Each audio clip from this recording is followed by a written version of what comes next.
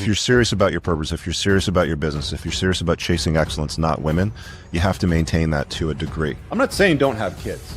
I'm not saying don't have a relationship with a woman. Rich Cooper. Mr. Richard Cooper. Richard Cooper. Rich Cooper. Rich Cooper to the show. How you doing, man? We don't normally go live on Thursdays, guys, but we got a special guest in the house, man. We got Rich Cooper. His name is Richard Cooper. Richard, it's great to see you. I really appreciate your coming on. Rich Cooper, welcome to the show today.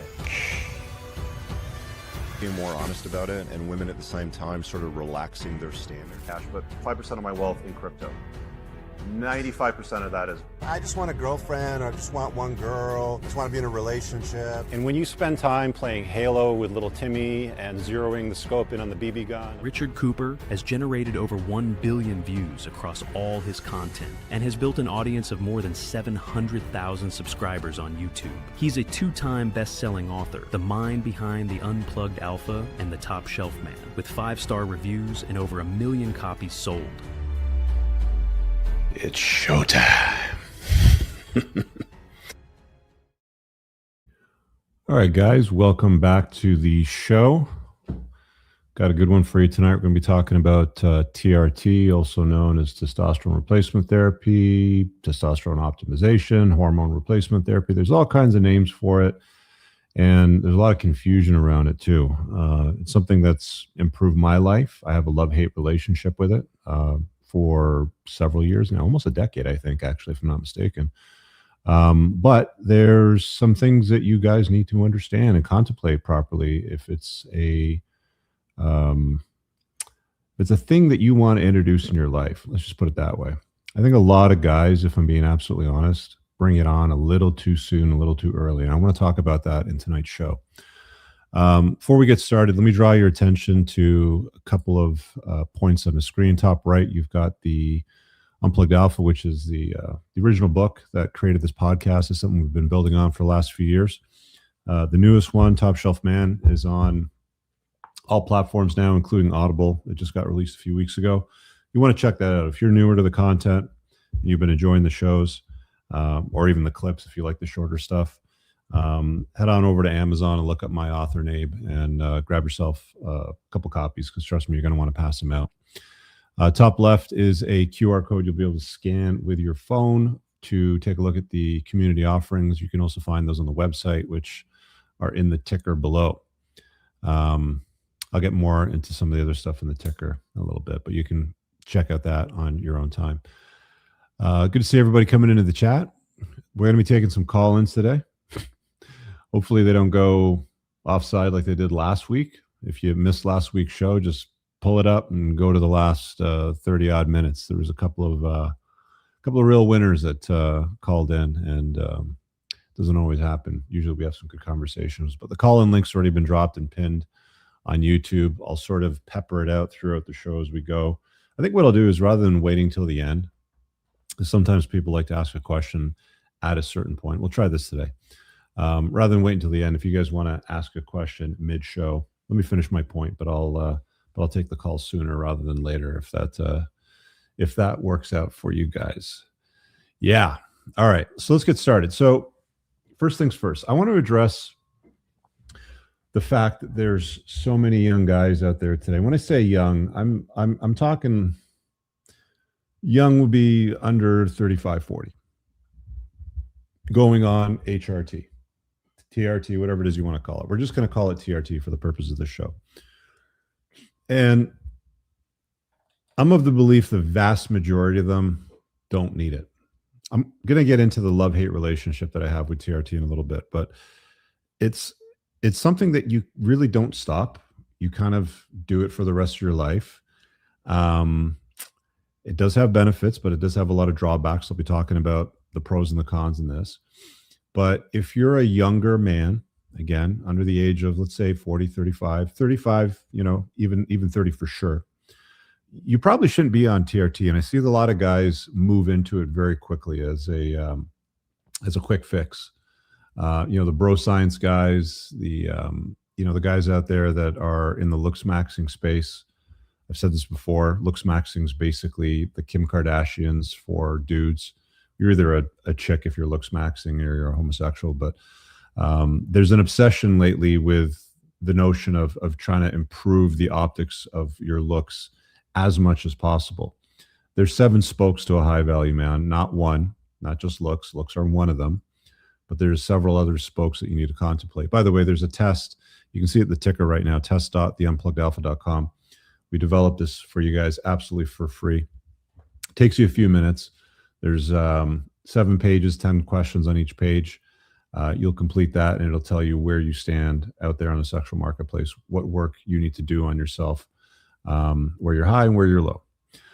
So there's that you can also do for self-assessment, but looks ain't everything. And running to a HRT clinic, TRT clinic, sorry, we'll stick with TRT, to go and get your hormones in your 20s or even your early 30s, I think is a really, really bad idea. Your testicles have more than enough capability to take care of the hormones that your body needs when you're a younger man. Women go through menopause, men go through andropause.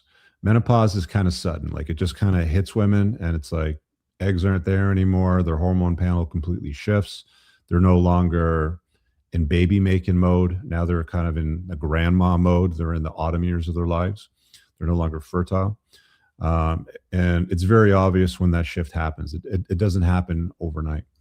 But for guys, andropause, which is the male equivalent, starts happening around the age of about 30.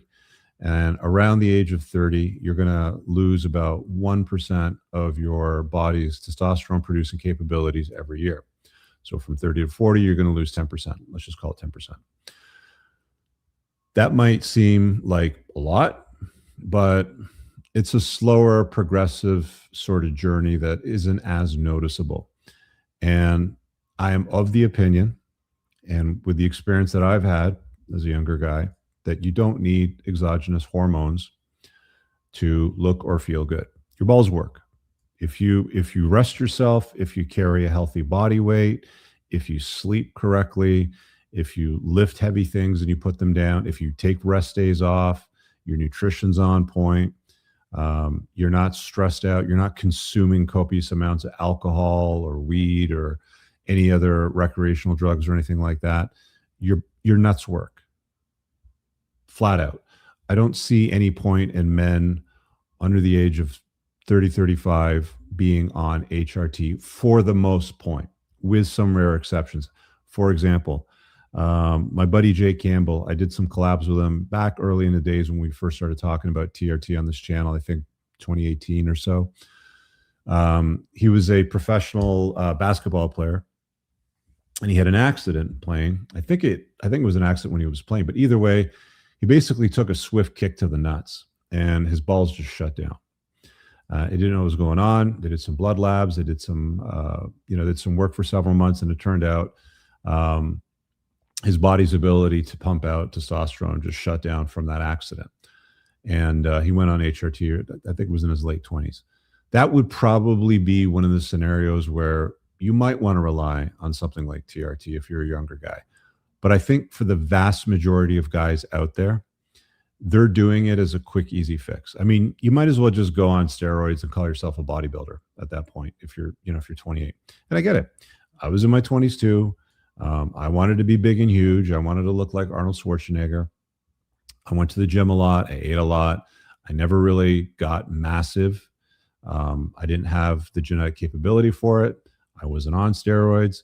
I looked at it a few times. I'll be honest with you. Like I remember a friend of mine from work when I was in the collection industry, he was training and he was on the gear and he brought in a vial one day and he's like, "Hey, I got an extra one. Do you want to buy it?"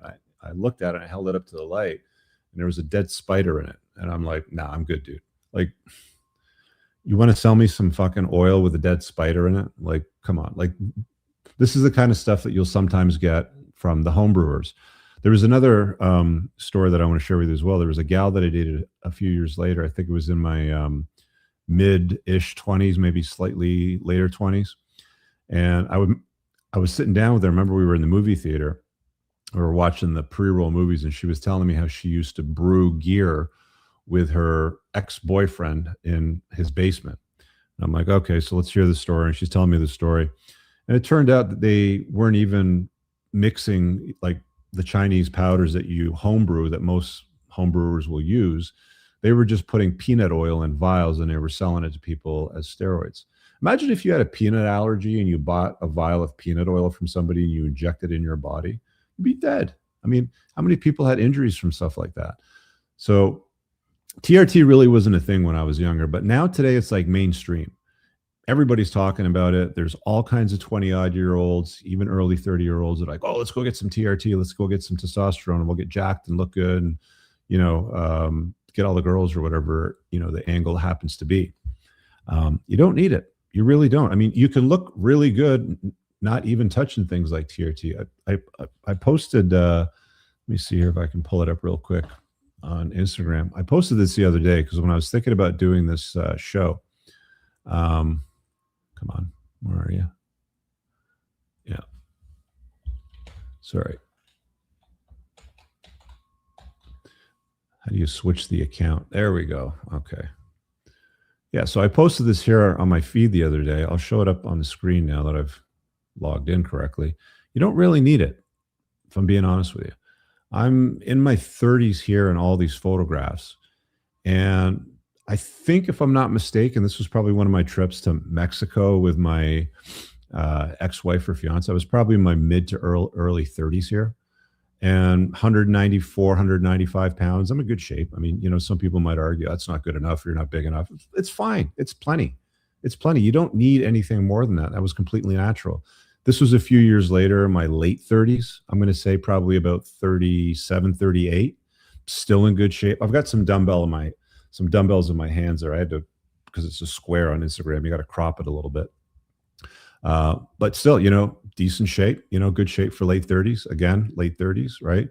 You don't really need TRT. Your balls work. They'll give you as much as they can give you.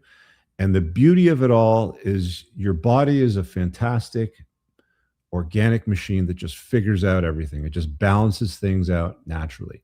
Your estrogen levels will balance out. Just about everything will balance itself out as long as you're eating healthy. Okay. I remember back in those days, I would have like 6 or 7 eggs for breakfast every day. That was back in the days where you didn't eat the yolk. Had I eaten the yolk, I would have taken in more cholesterol and probably been able to produce more testosterone, because all of your hormones are essentially produced from cholesterols. So bringing in cholesterols obviously helps, with that. I was depriving my body of that. So arguably I could have probably done more. So you get a lot of these younger guys today, the Lux Maxers, the Claviculars of the world. They talk about being on testosterone, trenbolone, meth, crystal meth. That they take this to hollow out their face and get lean. Coke. They do all kinds of things, and a lot of young guys are like running out there going, "Oh, let me go and be like this guy, and I'll go get some testosterone and get on TRT," right? Or they might even figure out ways to suppress their own natural production, so they can convince an HRT clinic to give them hormones, right? It's a bad idea. You're an idiot if you try something like that. Again, setting aside, you had an accident or something. Like I have another friend that was snowmobiling one winter, and he hit an obstacle on the ice on a frozen lake. The snowmobile went up in the air about 25 feet. He kept going. The snowmobile landed on his nuts, and he had some serious problems from that for several years. So that might be another scenario where your balls just sort of shut down and don't work. If you got nuts and they're working, you probably don't need testosterone just yet. That being said, now that we've gotten that out of the way, we've gotten all the younger guys dealt with and out of the way. I hope it's understood. Take it seriously, guys. Don't run around looking for quick fixes. Pick up heavy shit, put it down, eat well, rest yourself, stop consuming copious amounts of alcohol and other kinds of shit. Look after your body, remove stress, You get the point. Very straightforward sort of stuff. Now, if you're an older guy, at some point, and this is the shift that I sort of figured it out by. As I showed you earlier, there's some photographs there of me in my 30s, and I still look pretty good. I was still pretty lean. I still had a decent amount of muscle. And that was all just from, regular weight training. That's it. Okay. By the time I kind of hit my early 40s, I felt a lot more tired more often. I felt a lot weaker, less focused, less motivated. I remember going to the gym sometimes and being like, okay, I gotta go and do a workout. And I didn't have any motivation to do a workout. And I would go in there and just do some bullshit calf exercises or maybe some forearm curls, like something basic and light, just to tick off some box in my head to convince myself that I had done something. But I was in that mode for months. And I'm like, okay, this is stupid. This sucks. This isn't normal. What's going on? And I obviously knew about TRT because some of my friends were going on it around the same time in their 40s. And they were doing well. They were looking good, motivated, energy was up. Everything was all good in the hood sort of thing. And lives improved for them. So I went out looking for it as well. And I got it. And I'll tell that story in a little bit. But before I get there, I want to talk about the love-hate relationship that I have with it today, because I've been doing this now for close to 10 years. And it works. There's some obvious benefits. You're jacked, you're lean, you're motivated, your bone density is good, you're horny, you wake up with morning wood. You get all the benefits of high testosterone. I'll put it to you this way. People go, well, what are your levels? Like, what are your numbers? I'll put it to you this way, because the numbers are different depending on how you measure it in different parts of the world. If it's on a scale of 1 to 10, with 10 being top of the range, I usually keep myself somewhere between 9 and 11. Okay. I do my blood labs every 3 months, and you can self-administer. So you can turn it up a little bit. You can turn it down a little bit, depending on where you want the dial. That's the cool thing about it all. So there are benefits. There are definitely benefits. There's no question about it. It is something that I love, but I also hate at the same time. There's some side effects that come along with getting on hormone replacement, getting on testosterone. The main ones are your blood will thicken, and there's these 2 markers that they check with every one of my blood labs called hemoglobin. The other one's called hematocrit. I can't remember. One is a measurement of red blood cell density, and more red blood cell density means more oxygen carrying capability. I can't remember what the other one is. It's like a percentage of blood, whatever. Somebody out there that's a medical professional will now correct me in the live chat or in the comments. But bottom line is your blood will thicken, and you don't want thick blood, especially as you get older. Your heart's now, 40, 50, 60 years old. It's done its thing pumping away. Yes, the testosterone's good because the heart's a muscle and it'll strengthen the muscle. But at the end of the day, you only get so many ticks out of the ticker, if you know what I'm saying. And if your heart is pushing around heavy blood, thick blood, let me put it that way. If your heart is pushing around thick blood, it's going to work harder. And you don't necessarily want to put that strain on your body.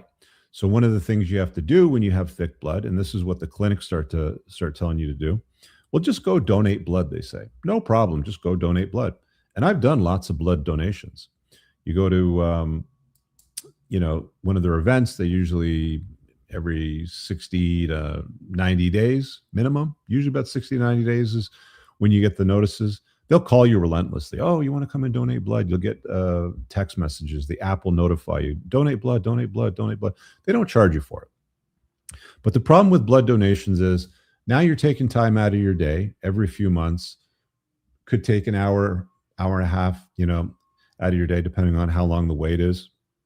And you're sitting there in a chair. They're taking out 580 milliliters of blood. For those of you that don't know what that is, it's just over 2 cups of blood. So probably exactly what's in my thermos here. Okay. Top to bottom would be about 500 milliliters. So slightly more than what's in here, I would say. They take that shit out and they send it out for research purposes or to save lives. They tell you that they save lives with it. I've found out from an insider, a lot of it gets sold off for research purposes, goes to places that buy blood for research purposes. I don't know where my shit's going. I don't know what research they're doing on it. Are they saving lives with it? Maybe in some cases, maybe not. Either way, they're taking out a lot. You don't need to let 580 milliliters to lower your blood thickness. Turns out you only need to let about 200 milliliters to take out some of the blood thickness. So you can go for the free route and donate blood, take some time out of your day. They put a giant harpoon in, by the way. That's the other thing too. Because it's a churn and burn operation, they don't do it nicely and slowly.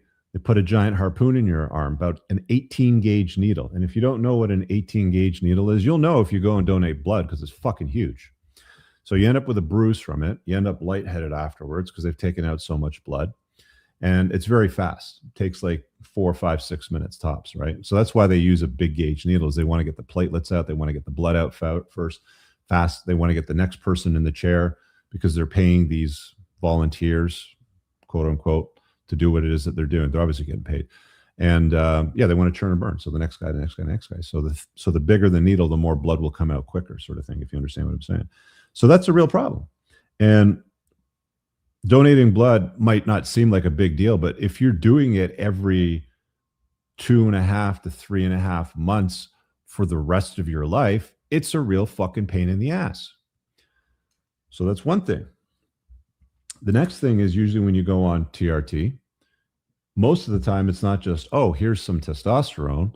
Now it's, well, here's the testosterone. Oh, by the way, your balls hurt because they're contracting, because they're no longer making testosterone on their own. So now you need to take something called human chorionic gonadotropin, HCG. You got to inject that a couple of times a week along with the testosterone.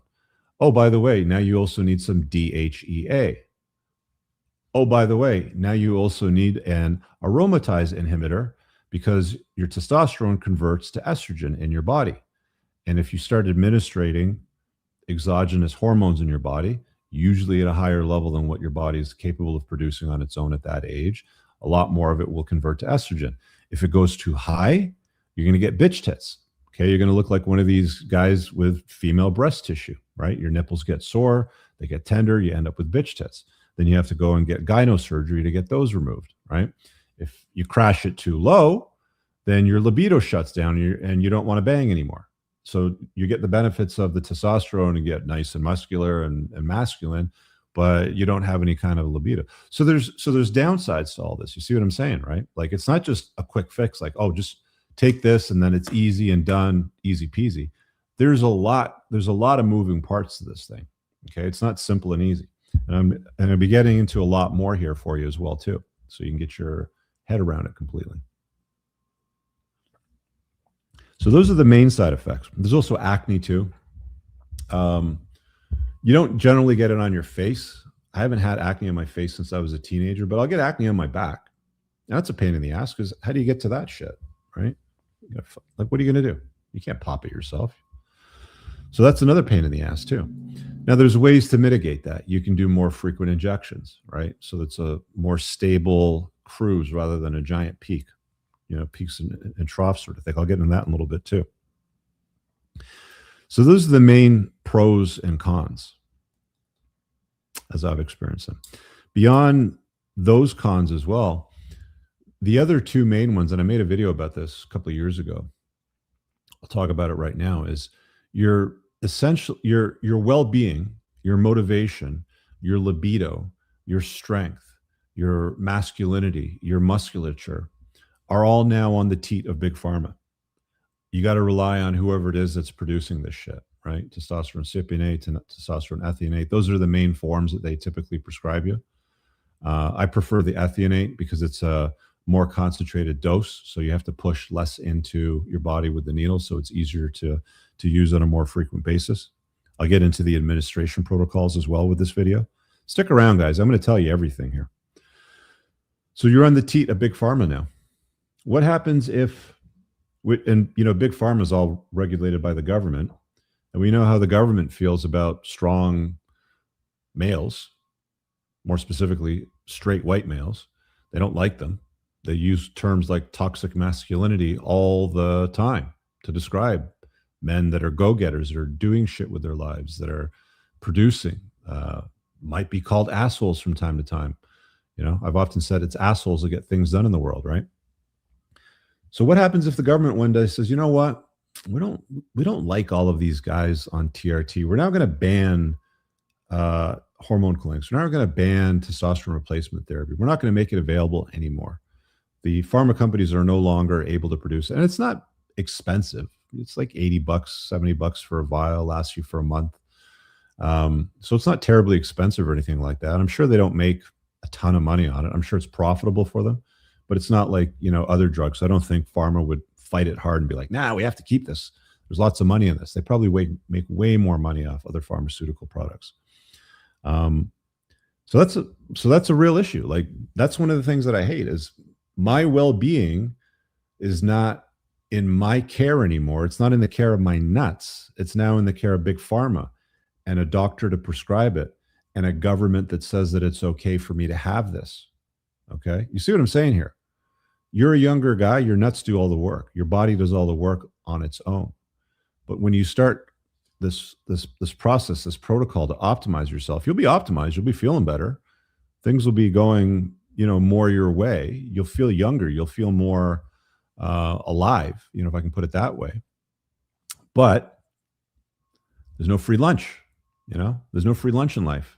Everything comes at a cost. And these things like thicker blood, the need for an AI, acne, being on the teat of big pharma. What happens if, the government changes their mind about you? What happens if you lose your provider? That's something that happened to me a couple years ago. I've been through 3 different providers. I'm going to talk about, bad clinics versus good clinics as well here on the show. I got notes for that.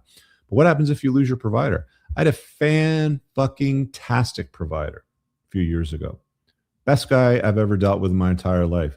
We would text back and forth. Hey, did you see this video on this protocol? And he was very, very useful. Partnered up with some great doctors. He offered IVs and bloodlets in his own clinic. So I didn't have to go to blood donations anymore.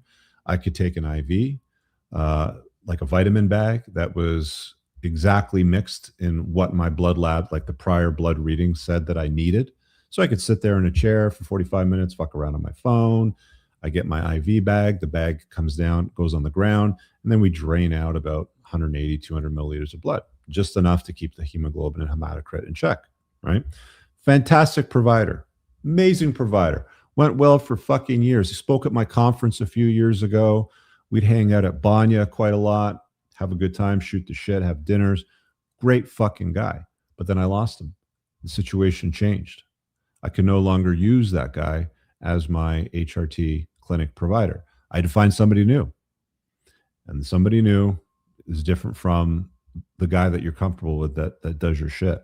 And most clinics suck. I'll be absolutely honest with you. So let's talk about clinics, right? Because you could lose your provider, right? They could just go away. They could lose their license. They may retire. They may move. Any number of things, can happen. So again, I encourage you to use your nuts when you're a young guy, right? Because things change as you get older and you start to introduce these protocols. There's a systematic change in just about every area of your life that you have to adapt to. I've adapted. I've figured out a way to deal with it. But I would encourage, again, this is part of the hate part. I would encourage younger guys not to take it on too soon. It's not a quick fix. You probably don't fucking need it. Like I said, you can look. If I was able to create a body that looked like that, even in my 30s, what business do you have being on TRT as a younger man, younger than that? I ask you, don't be a fat fuck, eat properly, sleep and rest yourself, get out in the fucking sunshine, right? Simple stuff. Anyway, so let's talk about clinics. The vast majority of TRT clinics out there, they suck. And I'll tell you why. Because they don't know what the fuck they're doing. They're just there for the business and for the money. They're usually family doctors that heard about this thing called hormone replacement therapy at some conference that they went to. And some guy gave a talk and said it's a new big thing. And they go and open up their own fucking clinic. So the first guy that I dealt with was an absolute geek. He was just a family doctor, like a GP. And he opened up a TRT clinic. By the way, about 70% of his customers were women. So for the guys out there, they're like, oh, I feel shame. Women do this shit way more than you do. They get a different cocktail. They get a different blend. But there's more women out there on HRT than there are men. We'll put it that way. Anyway, most of them are just cookie cutter. Okay. They do the standard 200 milligrams a week either 1 injection a week, or if they're a little bit better, they'll encourage 2 injections per week. They'll just take that weekly dose, 1 weekly dose, and they'll split it in 2. Then they just prescribe you an AI that you probably don't need with a high enough dose that crashes your estrogen. Then they'll either give you HCG or they don't.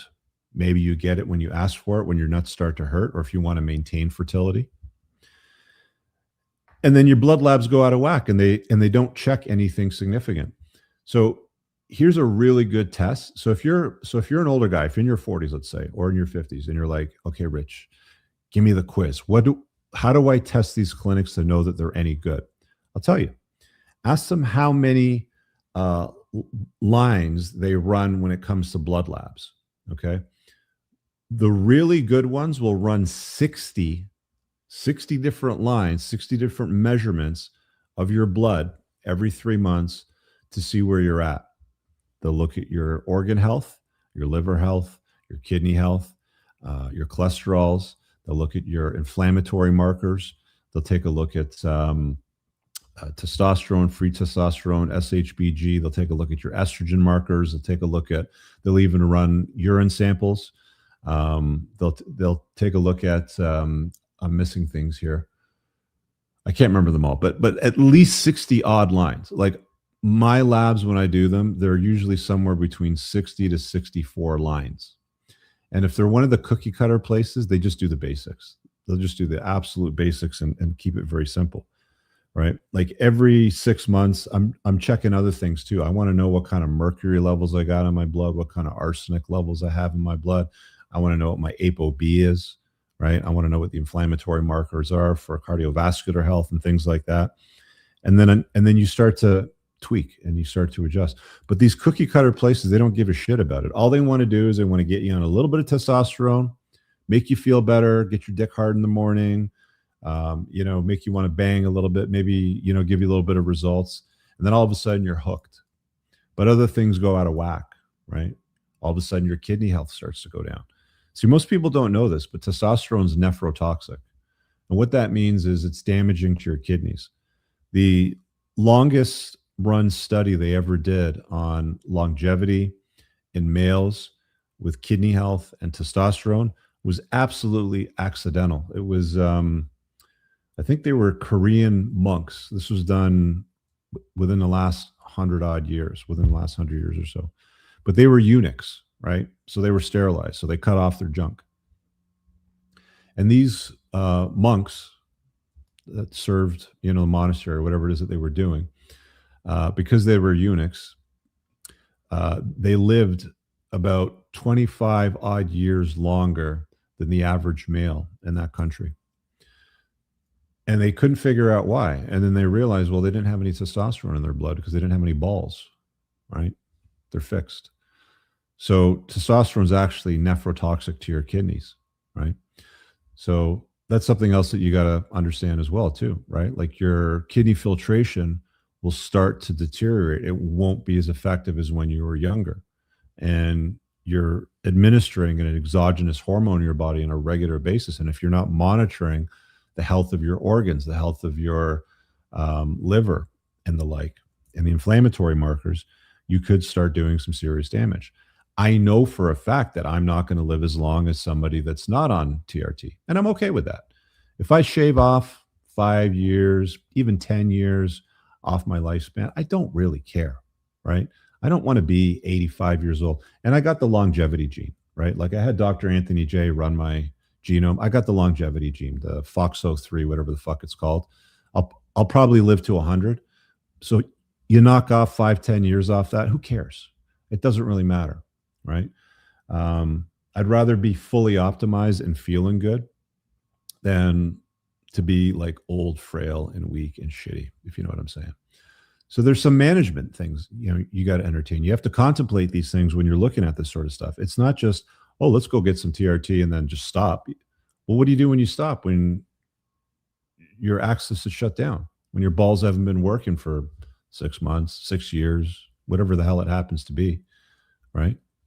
How do you start them back up? Do you know how to start them back up? Do you know where to get Clomid? Do you know where to get HCG? Do you know how to manage your labs as you try to start them back up? Will they start back up? Probably not, Not if you've been doing it. Like the longer you've been doing it, the less likely it is that you'll be able to start up your own axis properly, right?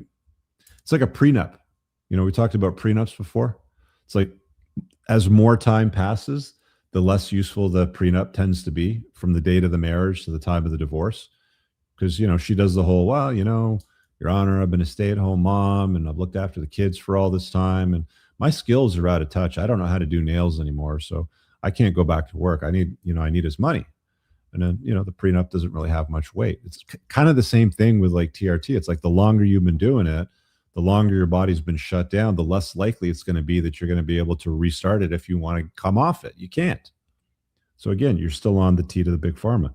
So bad clinics usually do cookie cutter routines, right? So again, that's the test. How many lines do you run when you do blood labs? Should be at least 60. Okay. That's like the bare minimum. 55 to 60 would be the bare minimum. I would say 55 would be the bare minimum for each set of blood labs. If they're a good clinic. If they're a bad clinic, they're not going to give a shit. They just want to get your money. You subscribe and pay. It's a great business model because you're paying for a long ass time. You never really stop, right? Money grabs, we talked about that. They usually package it up with a very low investment, a very simple investment. It only costs $200, $300 a month or some shit like that. Some of them in the States, I've seen them also prescribe things like Decadurabolin if you have sore joints. I wouldn't recommend taking Deca. It's called Nandrolone, and it's one of those testosterones that they have a nickname for it. It's called Deca Dick. And when you go on Deca, your dick stops working after a while, right? They also sometimes offer things like Anavar, or you can ask for it, right? Anavar is something they typically give women. Guys will take it too. It's pretty good for hardening, you know, the muscle and putting on muscle that you tend to keep. It's good for stuff like that. But they typically do like low investment, easy cookie cutter sort of stuff. I like a provider that really fucking gets into the weeds, that wants to like looks at your blood labs and goes, I don't understand why your inflammatory markers are like this. If your diet's like this and we're supplementing like this and da da da da. And then they think outside of the box and they go, here, let's go do some imaging on your midsection sort of thing. Or here, do this morning test when you get up in the morning. Like one of the ones that I did once that was very simple was take a little quarter teaspoon of baking soda, put it in about 200 ml of water. As soon as you get up in the morning, you drink that. And that test was really to see if I had enough stomach acid to see if I'm absorbing the nutrients, the food, and any supplements that I was taking. Because there was some inflammatory markers that weren't getting modified based on the supplementation that I was taking. So I was like, thinking outside of the box, let's do this test and see if you have enough stomach acid to see if you're producing enough in your body to absorb, you know, the nutrients and the supplements that we're giving you, right? So outside of the box thinking. Most of these places don't do anything like that. They're very, very simple. It's just like, here, take your testosterone, leave me alone, go and run your blood labs in fucking 3 months with 21 lines and, you know, pay us our fucking money monthly sort of thing. Or if you're on insurance or copay or Medicaid or whatever the fuck it is you guys use in the States. You know what I'm saying? Government doesn't cover it here in Canada. There's no insurance for it. You pay out of pocket. I'll get into costs in a little bit.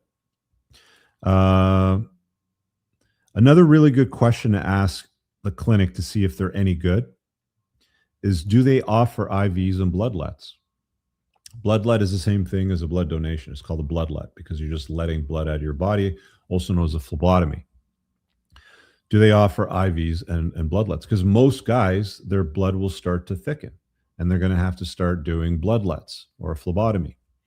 And it's very easy to do if you take an IV bag and drop it on the ground and take out some of the blood at the end when you're done, when you take in your vitamin bag. The cool thing about the vitamin bag protocol is you run 60 odd lines on your blood labs and you're like, oh, cool. Your body would benefit from this amino acid, from these vitamins, whatever. And then they can give you like a pre-mixed bag and then you let some blood after you're done that.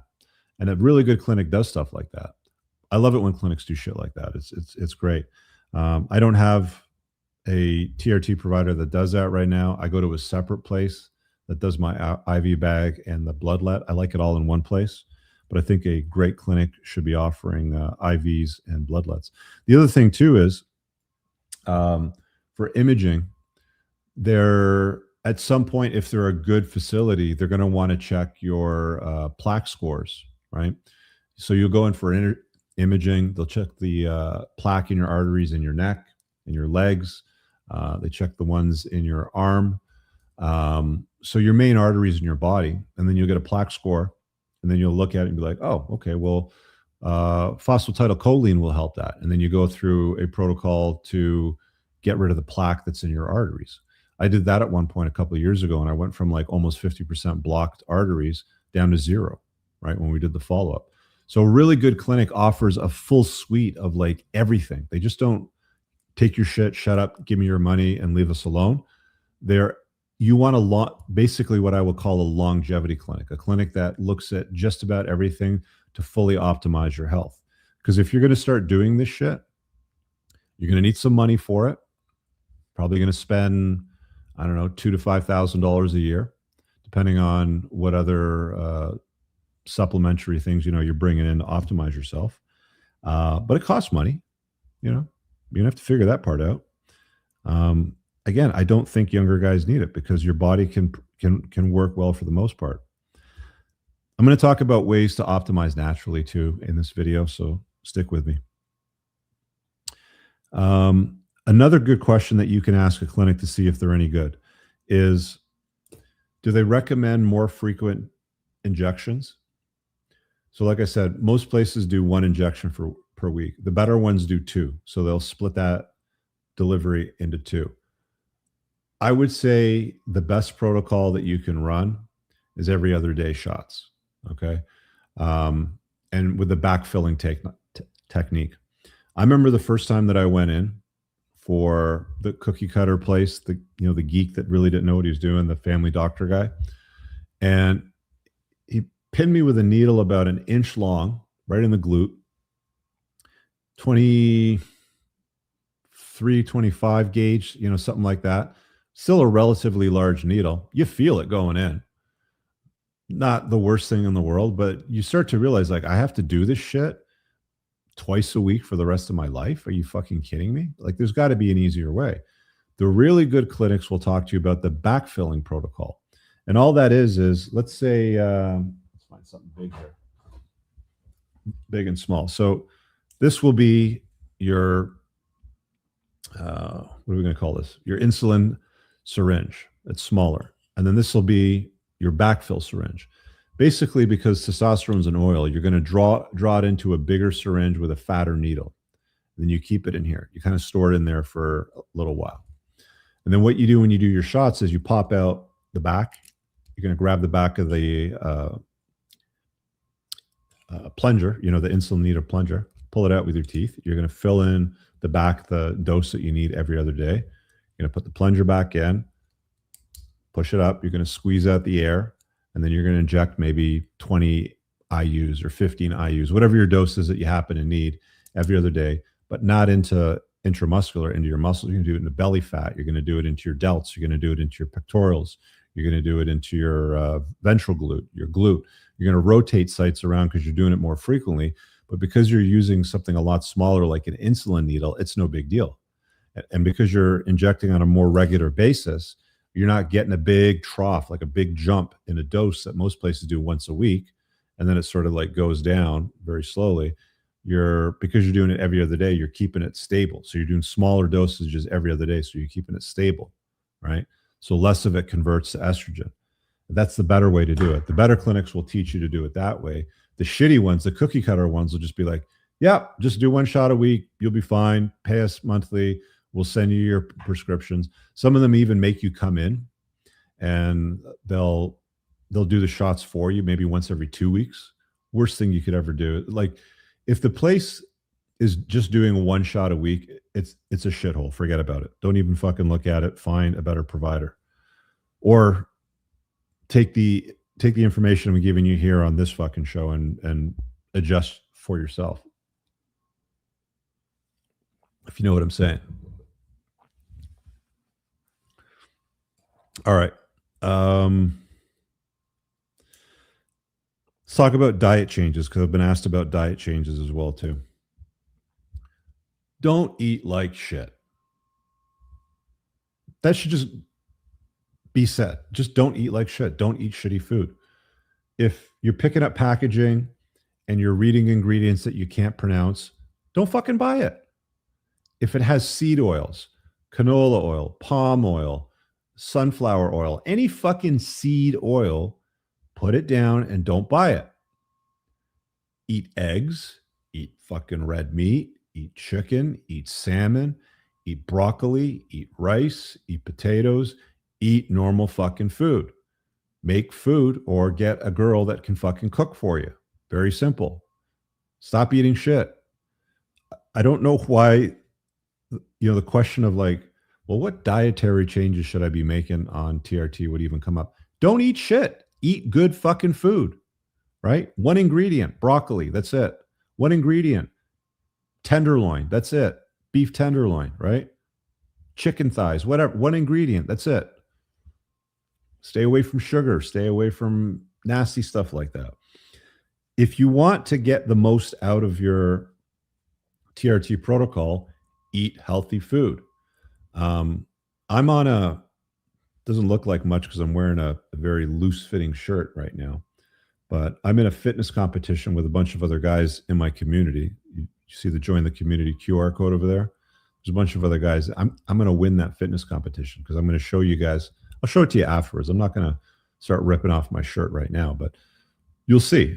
I've gone through everything that I need to do to fully optimize and clean up my diet, my body, and make sure that I'm representing myself correctly, right?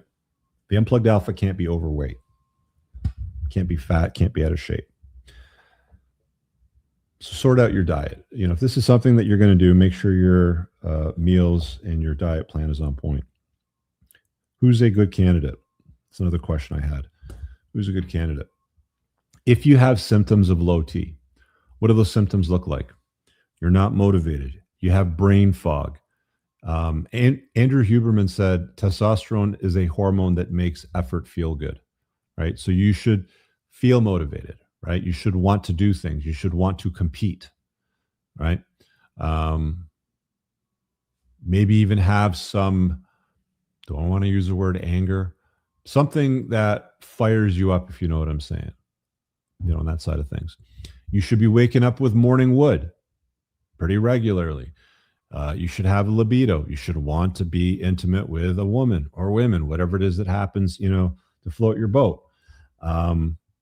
That's a sign of optimal testosterone. If you're suboptimal, you're not going to have libido. You're not going to have motivation. You're going to have a lot of brain fog. Maybe your sleep's not that good. Maybe your joints are kind of a little bit sore, right?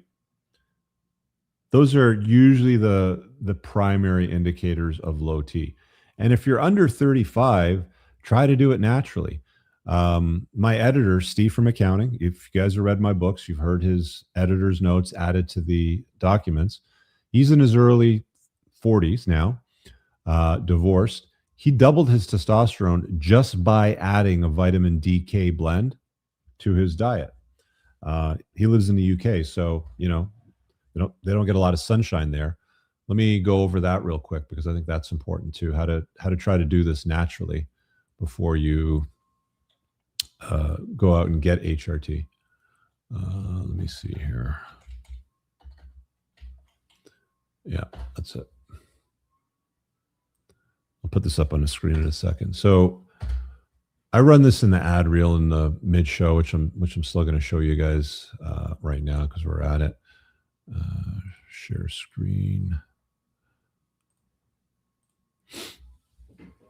So this is my supplement line. It's theunpluggedalpha.com. Very easy to find. You can also find it on the website if you go to richcooper.ca and you look for supplements. This is what he took over here to double his testosterone. It's a DK blend. Okay. And if you can't buy this because you live in some obscure country somewhere, just find vitamin D and vitamin K. A blend is obviously easier, but that's it. It's very straightforward. I can also here, if I hit products, it's not showing up on your screen. On my screen, it shows, but there's a drop down, and I can go to testosterone support. I would just get the 60-day testosterone bundle here. This is the best deal that you're going to get. You save 18% on the whole thing, and you're getting 2 bottles of the Alpha T, which is an optimized product that has things like Tongat Ali. It's got some boron. It's got some chrysin to lower your estrogen and things like that. It's got the DK bottle, so your vitamin D K blend. It's got zinc, which is incredibly important. And you want zinc bisglycinate, not the cheap shit, not the hard capsules. Caplet, sorry, is what I should say. You want the capsules with the powder inside it. That's the better product that your body can absorb. So there's a zinc product as well in that package. And there's another one with GG, with tocotrienols. And all of these products here stack to do a very good job with trying to optimize your body naturally. Look, you're going to spend $250 a month for TRT protocol. This is a 60-day bundle for $181. Very fucking straightforward. We packaged it exactly where it needs to be and priced it exactly where it needs to be. You save 18%. I'm going to grab that and I'm going to drop it in all the chat. That's just the link. Very straightforward fucking shit. That's what I would be looking at before you start going on to TRT. Try that for at least 3 to 6 months. Take your blood labs before, take your blood labs after. I'll say this, a lot of doctors nowadays, especially in Canada, I've heard this in Canada a few times now from guys that are like, I went into my family doctor and I said, I want to check my testosterone and see where I'm at. And the family doctor refuses to do it. Fuck them. Their job is to look after your health. They work for you. You tell them. If you have to amp it up a little bit, like, look, doc, I don't have any drive. My libido is completely gone. I don't wake up with morning wood anymore. Like, those are the main symptoms. I want you to check my testosterone. I want you to check my estrogen. I want you to check a full hormone panel to see where I'm at. Start with that. And like I said in my book, in the chapter on testosterone, do it once a year. If you're under the age of 35, just do it once a year. That's it. That's your commitment. Go to your family doctor once a year and run a hormone panel, maybe a cholesterol panel, check your organ health panel, print it up, put it in a file folder, and you've got it for age 31. Do it again for age 32. Do it again for age 33. Every fucking year. It's very straightforward. I go in 4 times a year, right? I get my labs done 4 times a year. So you're going to cry about once a year and you want to go on TRT? It's a 4 time a year fucking commitment. It's not once a year. It's not once every 5 years whenever you feel like it. Okay? It's 4 time a year commitment if you're on HRT, minimum. The doctors make you do it so that they can cover their ass so they don't kill you, right? Because it's like they're always paranoid about something. So just go in and check your hormones once a year. It's very straightforward. And then try to optimize it naturally. Sleep, pick up heavy shit, put it down, lose the fucking fat, stop drinking booze. You can try the testosterone bundle to optimize it naturally with vitamin DK blend, the Alpha T product with Tongat Ali, and all the other good shit that's in it as well. You understand what I'm saying? So we talked about candidates. We talked about cost. Oh, let's talk about delivery options. Delivery options are something else that we got to cover. Some people don't like needles. I get it. Needles are fucking scary, aren't they? That little tiny pinprick is awful. We don't like needles because of all the needles we got when we were little kids, right? You go into the doctor, you got a needle for some bullshit, probably some kind of a vaccine or something when you were a little kid. So they'll start to offer you things like sublingual. They're basically like these they come in like a little ice cube tray. I can't remember what the actual medical term for it is, but you put it under your tongue and it melts under your tongue. And you're supposed to absorb it with all the little vessels and shit under your tongue and your mouth. There's no oral form of a pill that you can take. because it damages your liver. There are oral steroids that you can take, but if you take them long enough, you're going to fuck up your liver. So they don't deliver it through your intestines. So we'll talk about the injections last, because that's like the main way. They'll offer you things like pellets. All they do is they make a small incision, usually in your glute. They'll stick a couple pellets in there. They'll stitch you back up. And that'll probably last you for 3 to 6 months. I don't know what the time frame is, but it lasts you for a certain period of time. And the idea is the pellet, which has testosterone in it, will just sort of dissolve slowly over time. And it's a slow release into your bloodstream because, you know, blood will sort of like go around where the pellet's at and pick it up and move it through your bloodstream. So there's pellets. There's creams. Generally speaking, you put the creams on your nuts. So you take a shower every day, you get out of the shower, you trim down your balls, and you put a little bit of cream on your nut, and you let it absorb in. And you got to stand around there for, I don't know, 5, 10 minutes, whatever length of time it takes for it to get absorbed in your nuts. But that's another delivery system as well, creams. Sometimes they have patches. You can put them on your arms, the creams you can put on your arms and things like that. Your skin absorbs a lot of shit. So that's another delivery system that works as well. The problem with that, though, is you put on clothes, it's going to rub off. You know, you hug your kids, you're going to get testosterone on them. You know, if you put it on your arms or something like that. You know, you hug your wife, she's going to get testosterone on her, stuff like that. You know, you pet your dog, sort of thing. You don't wipe your hands off properly, you're getting testosterone on your dog and shit like that. So I don't really like any of the other, you know, delivery systems. The pellets, you got to go in for minor surgery. It's not even minor surgery, just bullshit surgery. A small incision, they stick them in, they stitch you back up. You're going to keep doing that for the rest of your life, getting little cuts in your body that they stitch up to shove some pellets in. Really? You want to put things under your tongue that don't really absorb properly? Really? You know, like they've got all these bullshit delivery methods. The only thing that's consistently tried and tested is pinning. It's the best way to do it. Get over your fear of needles. A insulin needle is not fucking scary. It's usually a 30 gauge needle. You backfill it so it's nice and sharp. You barely even feel it going in. And it's easy to plunge with your thumb. You can push it in pretty easily with an insulin needle. It's 5/16. It's tiny. It's like that long. It's tiny. And you put it in belly fat, or you put it in your delt, or you put it in your pec, or you put it in your glute. You kind of rotate around your body. That would be my advice for the delivery options. If they're offering you things like under the tongue trocats or whatever they're fucking called, pellets, creams on your balls, I would say the only alternative that I would take outside of pinning, and I've tried it for a few months, didn't really love it. Pinning's a lot more convenient. Like I can pin myself in less time than it takes to floss. Half the time it takes me to floss, I can pin, you know, my dose every other day. Big deal, right? The cream, you got to walk around naked for 10, 15 minutes. You know, boys are swinging and shit. I just don't love it as much. The only benefit that the cream has over the injections, as I understood it, is it actually has some improvements with libido. I didn't notice any fucking difference, to be honest with you. But for some guys, it improves their libido because of the administration location and because it's a cream. Something to do with the delivery option. I can't remember exactly what the details were, but there's that. Am I missing anything? Put your questions in the live chat, super chat it so I can spot it. I think I got everything that I wanted to talk about. Let me just make sure. Oh, sorry. I got some notes over here. Some of the bro science notes. TRT won't fix everything and make you feel like you're 20. I'm sorry, guys, but if you're 50 years old, there's nothing that's going to make you feel 20 except for going back in a time machine and being 20 years old again.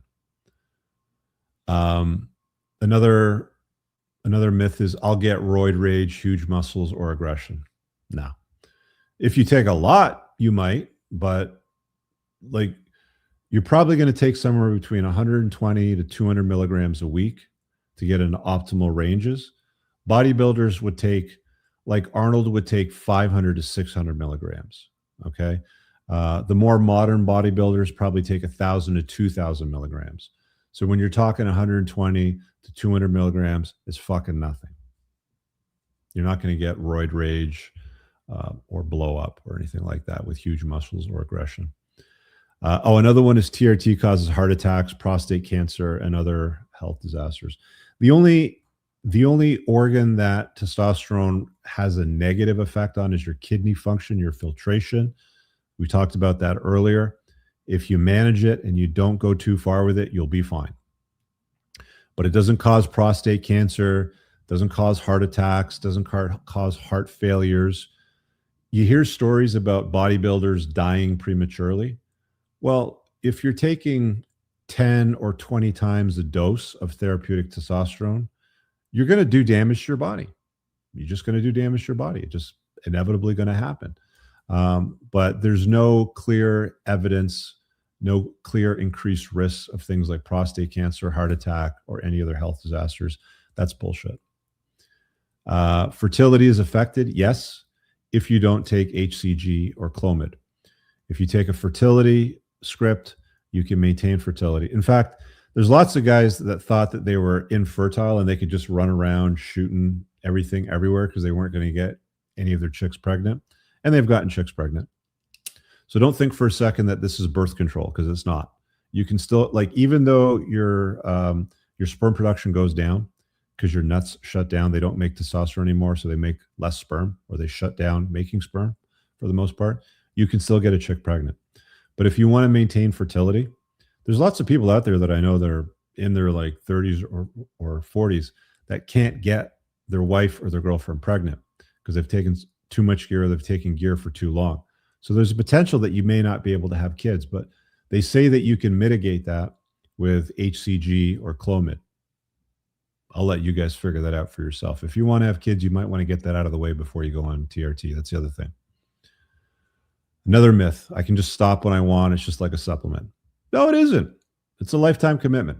Once you start and your body's own axis shuts down and you're exogenously introducing hormones into your body, exogenous is outside, endogenous is inside. Endogenous is your balls. Let your balls do their work if you're a younger guy. Exogenous is outside. Once you start exogenously introducing hormones in your body, you're doing it for the rest of your life pretty much. You can try to come off and restart your nuts back up. I don't know if you'll be successful with that or not. I've never heard anybody that decides to do that. So there's that. So those are the main myths that I've seen that I made some notes on here. Just making sure I didn't miss anything over here. Monitoring. We talked about costs, bottom line. Yeah. Those are the main things. All right. I don't think I missed anything. If there's anything missing, throw it in the comments, drop a super chat. Let me know what it is you got on your mind. Let me drop the call-in link here for you guys again. I'm going to run the ad reel, the mid reel over here, take a break and have a little bit of fluids. I'll be right back. This episode is sponsored by yours truly. Gentlemen, if you're new here, your starting point is to get on my email list and join 50,000 other readers. Just scroll down and opt in over here with your information.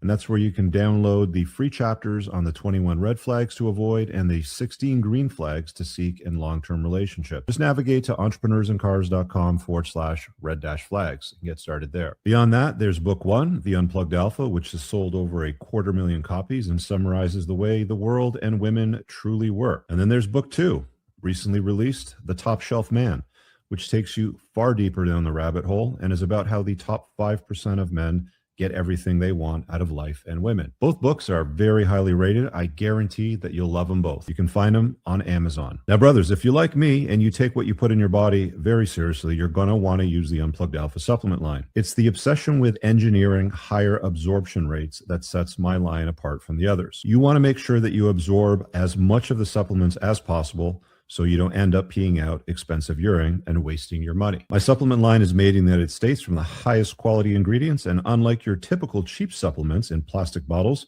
that originated from China, only quality supplements ship in dark glass bottles to keep your supplements fresher, longer, and don't seep endocrine-disrupting microplastics into your supplements that end up in your body. You can filter all products by your goals, including testosterone support, estrogen metabolism, fat burning, sleep support, and performance. Just visit theunpluggedalpha.com/shop and use the subscribe and save option to get 10% off your recurring supplement orders. Or check out my brand new testosterone bundle and save as much as 18% when you stack them all together. And lastly, if you've enjoyed my books and video content, you're going to absolutely love the School of Unplugging, which is my private community for men. Inside, you'll find over 50 hours of never before seen videos in a private classroom setting that'll teach you how to level up and apply the 7 spokes of a high value man to your life so that you can get the results that you're looking for. You can just copy and paste all the simple formulas to success on wealth creation, improving your looks, status, captivation, game, frame, and so much more with other men on their own unplugging journey. There's also a well-organized discussion board, meetups in real life, weekly Zoom calls that are recorded, held by me and my team of experts, all for a monthly membership that costs less than a cup of coffee, and there is brand new content being added every single month. The calendar tab makes spotting exactly what it is that you're looking for very simple, and all you do is you add it to your own calendar. See the description below for a link to everything I just mentioned above, or visit richcooper.ca, and on the courses tab, you can navigate to the School of Unplugging. Guys, make sure you check out the rest of my personal website and everything else, or to request a private one-on-one consultation with me. Now let's get on with the show. Somebody was asking here in the chat about Clomid and clomiphene for raising free and total T levels. That's a pharmaceutical. It's not the greatest in my opinion. It does work for some people. Lose body fat. Make sure your sleep is on point. Make sure your diet's on point. Make sure you're going to the gym, picking up heavy shit and putting it down. I would start with that. Then you might want to try checking out your blood labs, see what your vitamin D levels are at, see what your zinc levels are at. There's the testosterone bundle that I mentioned earlier. It's like $200 and change for a 60-day supply. Has your natural elements that improve testosterone, that are proven to improve testosterone levels: Tongat Ali, horny goatweed, ginkgo, tribulus, boron, the stuff that I've talked about, right? If you want to introduce pharma into it, you can. It's up to you. But I would say try to do it naturally. You know, pick up heavy shit, put it down. No, it doesn't. That is a stupid statement. It does not shut down your kidneys at all. Do your research. Let's see what else is here in the chat. I think those were the main questions. Why does it make some people super dangerous, aggressive, and others not? It doesn't. Oh, okay. Well, you brought up Wes Watson crazy. That guy's retarded. He's on copious amounts of gear. You can look at the guy and you can tell that he's clearly on ridiculous amounts of gear.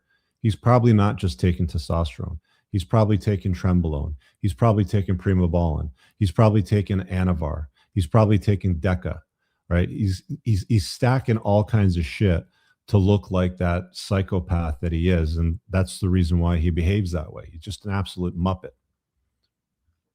You can't compare the bodybuilder look with the therapeutic testosterone dose. It's just two separate things, right? And bodybuilders just don't take testosterone. They are usually adding other exogenous hormones to the protocol as well. Like I said, Primobolan, Anavar, Deca. There's all kinds of other things that these quote unquote professionals, or the guys that want to be professional, will add to the protocol. Because once you figure out how to get your testosterone, they're like, oh, well, if you could add a little bit of Trenbolone's pretty fucking cool. 5 times more androgenic than testosterone. Let's see if we can make ourselves look like a fucking crazy man, right? Liver King, exactly. Like guys like Liver King are on a big fat stack of everything, right? Lion sack of shit went around for years telling you, just eat liver and you'll be big and strong like me. Everybody that was calling out his shit knew he was full of crap, right? Let me grab Theodore over here. We got some call-ins coming in here. Theodore, what's up, buddy? Hey, How are you? yeah, I would echo your thoughts about just like if you're really young, I don't think TRT is the answer. Um, I think one way to kind of mitigate, I think the biggest risk is the shutdown of your fertility. And so the biggest way to mitigate that would be to bank some sperm. You can pay for that. Although it typically does not happen. I think I've heard a lot of, yeah. Can you speak up a bit? It's kind of hard to hear you. Yeah, sorry. It's a little noisy here. I think the biggest thing is I've heard a lot of guys that have done it and gone off and gotten people pregnant or gotten people pregnant on the. Okay, here, I'm sorry, man. I'm going to pull you out because there's a lot of wind noise, and I want to make sure the viewers get the most that they can out of this. Just, I'll keep an eye on you in the green room. Just let me know when you're inside, and I'll put you back up on the screen. Let me grab Wahlberger over here. I think he's got something too. Wahlberger, what's up? Hey man, yeah, all these recommendations and things to take and what to do. You know, the old school way is the way that I go. I'm lucky. I'm your age range, man. I had the opportunity to play a lot of sports, and one thing that you learn is that you have to work hard at everything that you do, and you go through a lot of pain for quite a bit of gain, and it just continues all the time. So the recommendation is, how about not being such a pussy? Like, go do hard things, whatever it is. It doesn't matter. Go lift and pick up heavy things and put them down, like you say. Talk to somebody that you're scared of. Get into some fights. There's no a loss of libs out there to have a little bit of an argument with. Go do difficult things all the time, and it helps. And it just raises your testosterone, whatever you do. But do difficult shit. Don't be such a pussy, right? It's everywhere. Go do difficult things. That is it. And there's just so many people that are old school. I'm 52. You're upwards in that area. That's just a natural thing that you do. And it clearly pays off over and over and over again. But it's just something that's been lost, I think. There you go. So that's what I think. Thanks, man. See you in a bit. I'll say this: they obviously don't have blood labs from 100,000 years ago, for example. It's only like a recent thing that we've been drawing blood and then measuring hormones and measuring cholesterol and measuring organ health and stuff like that. But we do know that certain things happen when you have higher testosterone in your body. For example, this ring finger here, you know, where this finger is, tends to be longer than the middle finger when you have high testosterone. So they can see in skeletons back in the day with older skeletons throughout history that testosterone levels were naturally higher in men back in those days. So we have significantly lower numbers today than what we did 500, 1,000 years ago. But then again, we were outside all day. We weren't sitting inside in chairs looking at computers under artificial lights. We were getting sunshine. We were eating food with no ingredients, one ingredient. You know, you ate meat or you ate vegetables or you ate roots or you ate mushrooms or fruit or whatever the fuck it was. There was no microwave dinners. There was no plastic. There's no microplastics in your body. So there's no EMF with Bluetooth and Wi-Fi and shit like that. So all of those things, they'll stack up and they'll have a compound effect to push down your natural testosterone levels. There's no question about that. And you can optimize that by removing a lot of those environmental sources. We've talked about that before. There's a book called Estrogeneration, Dr. Anthony J. wrote. He talks about the environmental sources of estrogens. One of the things you hear a lot of dorks talk about today is veganism and eat, you know, you got to eat plants and you can't be cruel to animals. And it's like, how's that shit working out for these people? Because they all have low testosterone. Okay. Soy, for example, is an estrogen mimicking compound. Unless it's fermented soy, like soy sauce that you use, you know, for sushi, for example, all soy is basically toxic in your body and mimics estrogen. Tap water has estrogens in it because women are on birth control pills. They urinate, it goes in the sewage system, they clean out all the poo and everything else you flush down the toilet. but they don't treat the hormones to get them out of the water. So there's estrogen in your tap water. When you're drinking tap water, it's got estrogen in it. You can remove most of it by using a Brita. You can remove all of it by using a 5-stage reverse osmosis filtration system. They're about $1,200. I've got one in my kitchen right by the faucet. You just open it up and you fill up your water, and everything that I consume with water, whether I'm boiling pasta or boiling eggs or, you know, making coffee or teas, I use the filtered waters. A lot of toiletries, shit you put on your skin, sunscreens, anything with benzone at the end of it, oxybenzone, anything with a benzone at the end of it, estrogen mimicking compounds. A lot of toiletries, shampoos, anything that's not natural is generally an estrogen mimicking compound, which will suppress your testosterone and raise your estrogen. That's why you see a lot of guys walking around today with bitch tits and they're shaped like a pear, right? Pay attention to these things. So there's that. I don't know how we got off on that topic, but there you go. Here, I'm going to grab a few more of these bookmarks that I got up over here for some other unplugging lessons for you guys. The call-in link is there. Please call in when you have a good connection and there's no wind. I can't have you on the show when it's like wind noise. It's just really annoying for me and everybody watching. Let me throw this up over here because I got some other bookmark tabs. Let's hit this one here first. So let's play this video here real quick, and we'll throw some commentary on it. This is how you do not plan a freaking date. Wow, with that energy, it Audio's good. You guys can hear. Let me know in the chat. sounds like a horror story. I can't wait to hear it. I am here, gonna show you with receipts. And you brought receipts? This is gonna be so good. I can't wait. I had been on one date with this man. I think this guy is great. I had such a nice time with him. We had so much fun. We had a lot. We have this like new generation of, I don't know, 50-year-old divorcees that want to document all of their fucking dating stories and turning into like big drama all over TikTok and Instagram. And they'll literally put up on green screen behind them the text threads and then try to humiliate the guy. And it's like, lady, but there's going to be a lesson here that I want to show you. There's always a lesson in one of these tabs that I've got bookmarked. So I want you to pay attention, but just listen to this clacky moose right now. Common. I could not wait to go on a second date with him. Ooh, I'm invested. You went out with him, enjoyed it. You told your girlies you were excited to go out with him, couldn't wait to see him again. He must have ruined this. A week or so later, he finally texts me and is like, hey, are you free Sunday for brunch? I'm like, yeah, great. Hey, good for you. You were excited to go out with him again, and now you've got plans to do brunch on Sunday. Like, what could have gone wrong?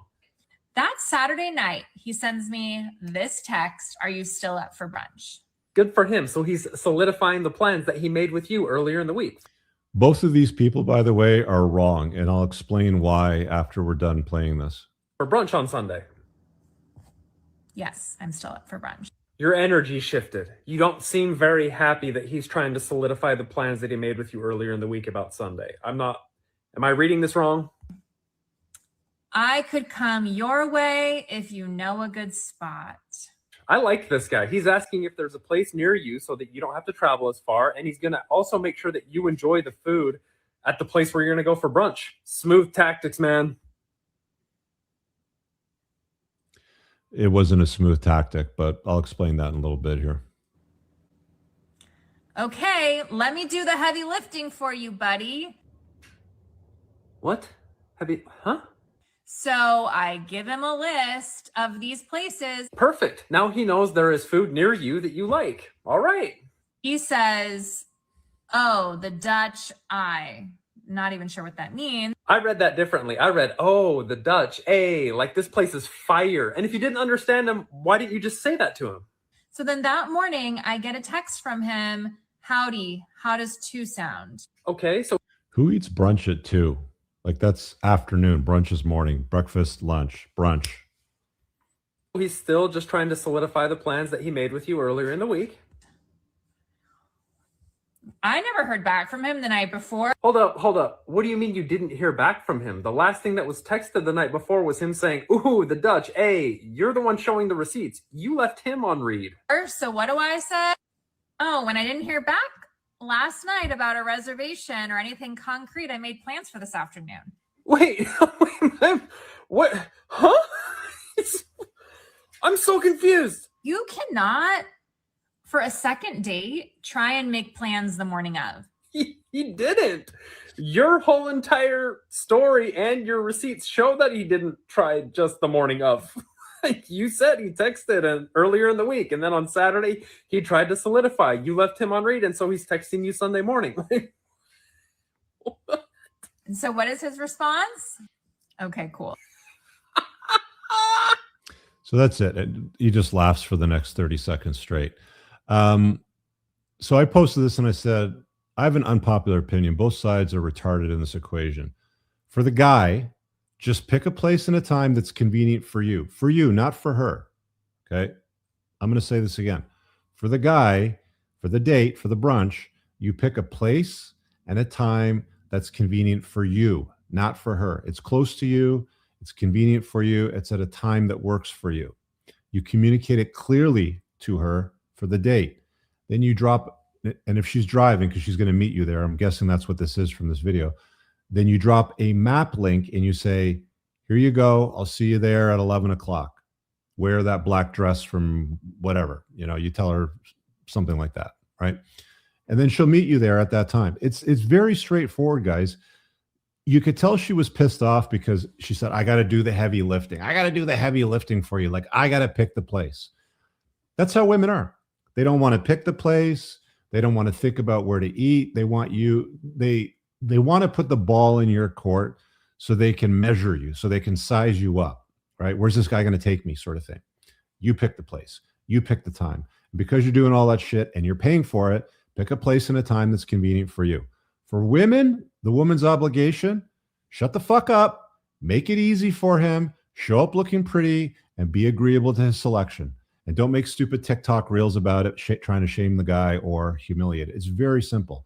Both sides were wrong in this. She was wrong for trying to turn it into a humiliation ritual, make it more than what it was. He was wrong for not being able to set up a proper fucking date like a grown-ass man. You understand? All right. Let me grab Theodore back here. It looks like he's hopefully fixed his audio situation. Theodore, you back? Can we hear you? How's the sound? That's better now. There's no Sounds wind. better. Okay. Okay, so I would disagree with you on one point that you often bring up about estrogen. Yeah. If you listen to a lot of bodybuilders, estrogen is not an evil. It depends on the situation. I never said it was evil. You don't want it too high, but you don't want it too low. Right. So, like, if you're like pre-contest, a lot of bodybuilders like to kill their estrogen right before a contest because it makes them look leaner. Yeah. But otherwise, you probably want it to be in range. You don't want to be above range. You don't want to be, which is like the LabCorp range, the standard. I think the other thing is, I think maybe a bit difference from Canada and the U.S. is in the U.S. you can order your own tests. Yeah, that's so great. You can order lab tests a lot really easier, a lot cheaper than going through a doctor. Yeah. I think I agree with your assessment for young guys. If you're under 40 and you don't have obvious hypogonadal issues, I wouldn't recommend it unless you're trying to be a pro bodybuilder or something. Mm-hmm. But if you are worried about fertility, I would say bank your sperm and pay for that. That being said, most guys, I think, that come off of TRT are able to have fertility, and a lot of guys get people pregnant on TRT. Mm-hmm. Yeah, but it just depends on your particular situation, and it might go badly for you. It might go well. You don't know. So that's why you might want to take out that insurance policy. Okay, that's a good piece of advice. So go to sperm bank or freeze your boys, I guess.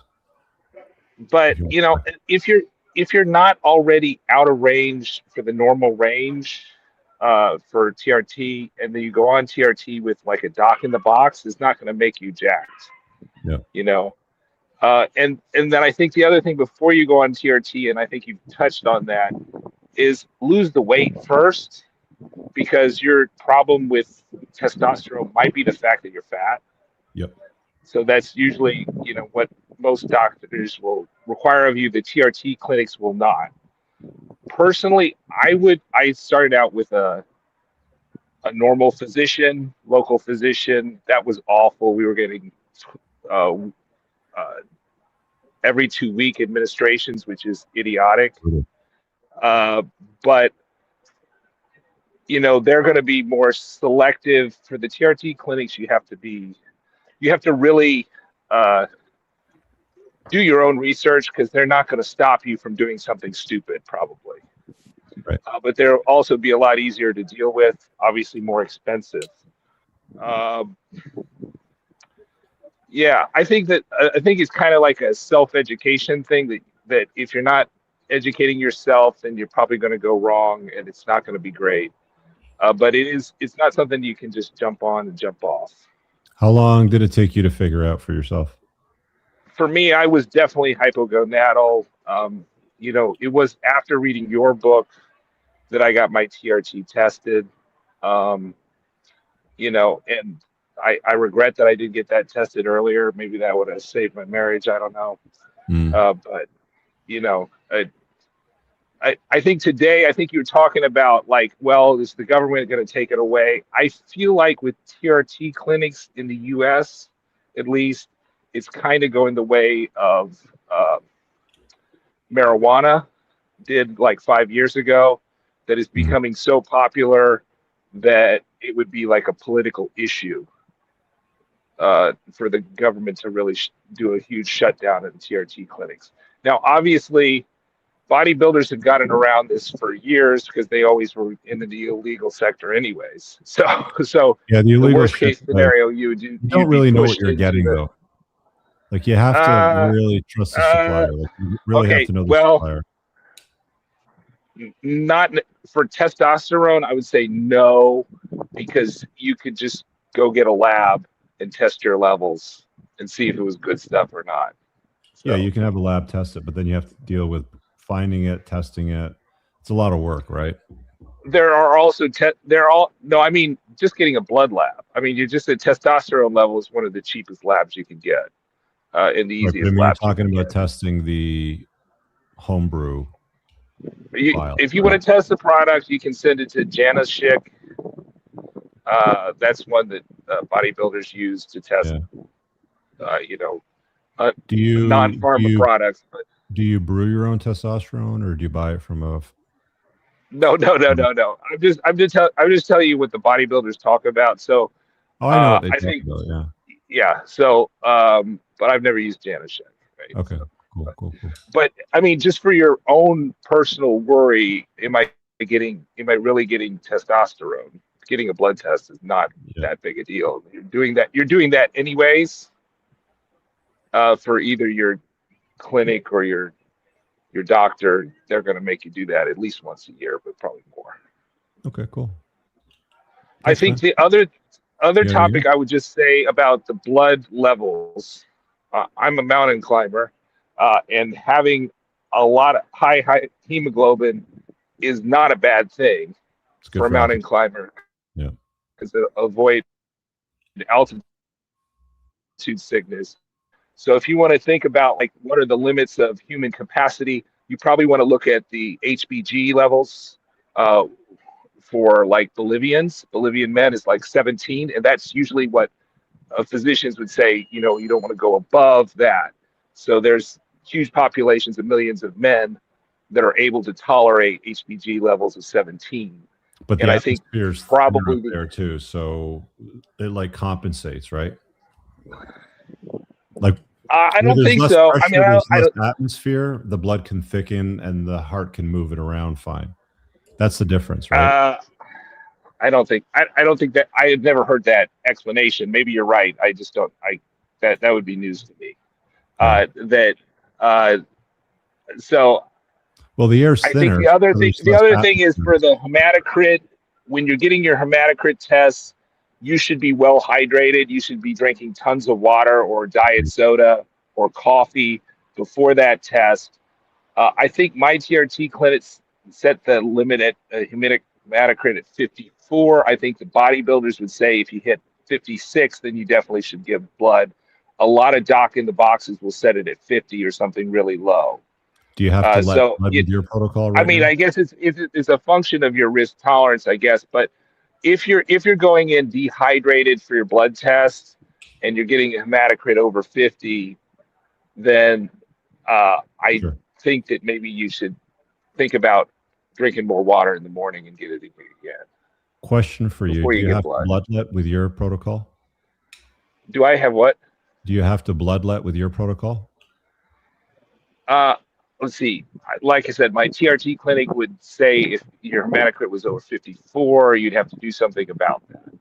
Okay. So do you ever have to do that? Doc in the box was like 50. No, I've never done it. Okay, so you've never had to do it then. Okay, so there's guys that will have to let blood like me, and then there's guys like Theodore whose blood doesn't get quite thick enough that he needs to let. Yeah. And then I guess the estrogen management thing, that is definitely an issue about taking the Arimidex or whatever. That also is liver toxic. Other things that are liver toxic that you don't think about are Advil. Mm-hmm. And people take Advil every day. So, but yeah, obviously you don't want to take orals. It's unsafe to take orals every day. Cool. And it's unsafe to take Advil every day. So think about that. Good point. All right, man. Okay. Appreciate it. Great.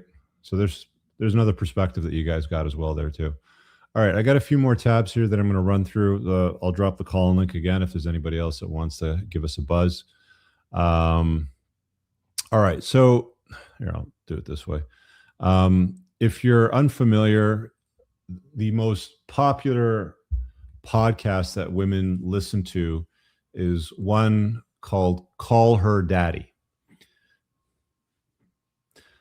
A gal by the name of Alex Cooper, not related at all, runs the show, and this is what she talks about.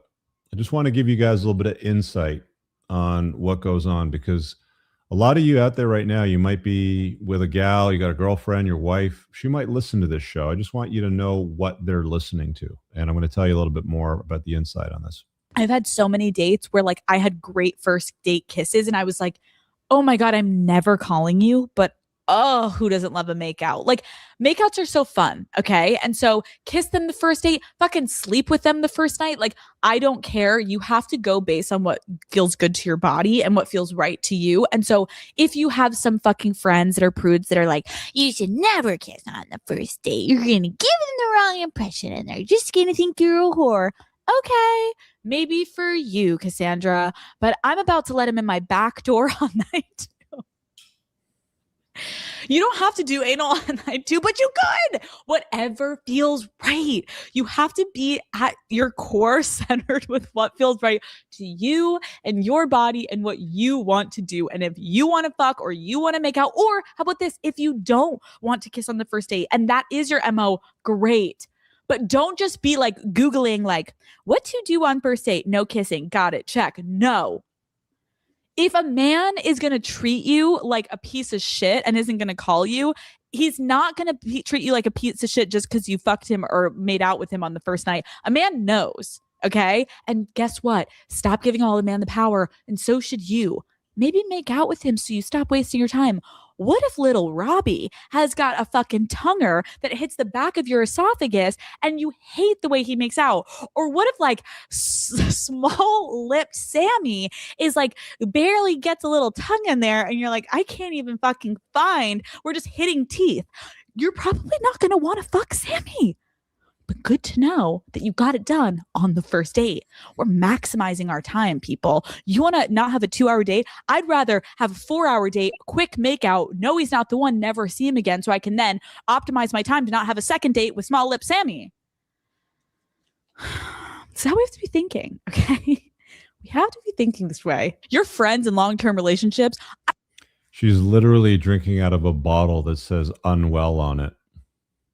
I would be begging to relive that night with Matt. Oh, push me up against the wall. Sometimes I do. Let's pretend it's our first date, okay? You have the power. You, as a single woman, have the power to be completely having these romantic nights. And guess what? Even if he's not that romantic, make it fucking romantic for yourself. Literally believe that it was romantic. She's married, by the way. Yeah.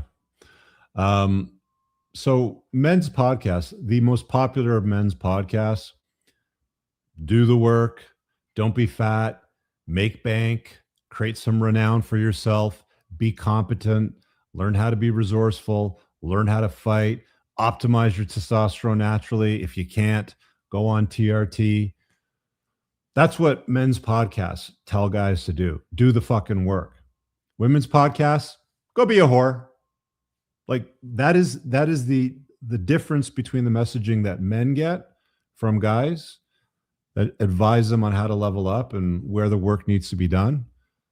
I've even created a fucking test for you guys so that you can assess yourself at test.theunpluggedalpha.com in the ticker there. You can go figure out where you stand on the sexual marketplace and what work needs to be done. Women's podcasts, let's just drink out of a bottle that says unwell and tell other women to be whores. This is the most popular podcast that women listen to. If you got a girl that you're dating, if your girlfriend listens to this shit, your wife listens to this shit, buddy boy, you got a fucking problem. All right. If you're dating a girl right now that's like, you know, Rich, I really dig your vibe. What are we? Where is this going? You know, I don't want to share you. This is the opportunity for you to say, hey, you know, I'm having a lot of fun and I like you too, but I just don't take women seriously that listen to this horse shit called Call Her Daddy.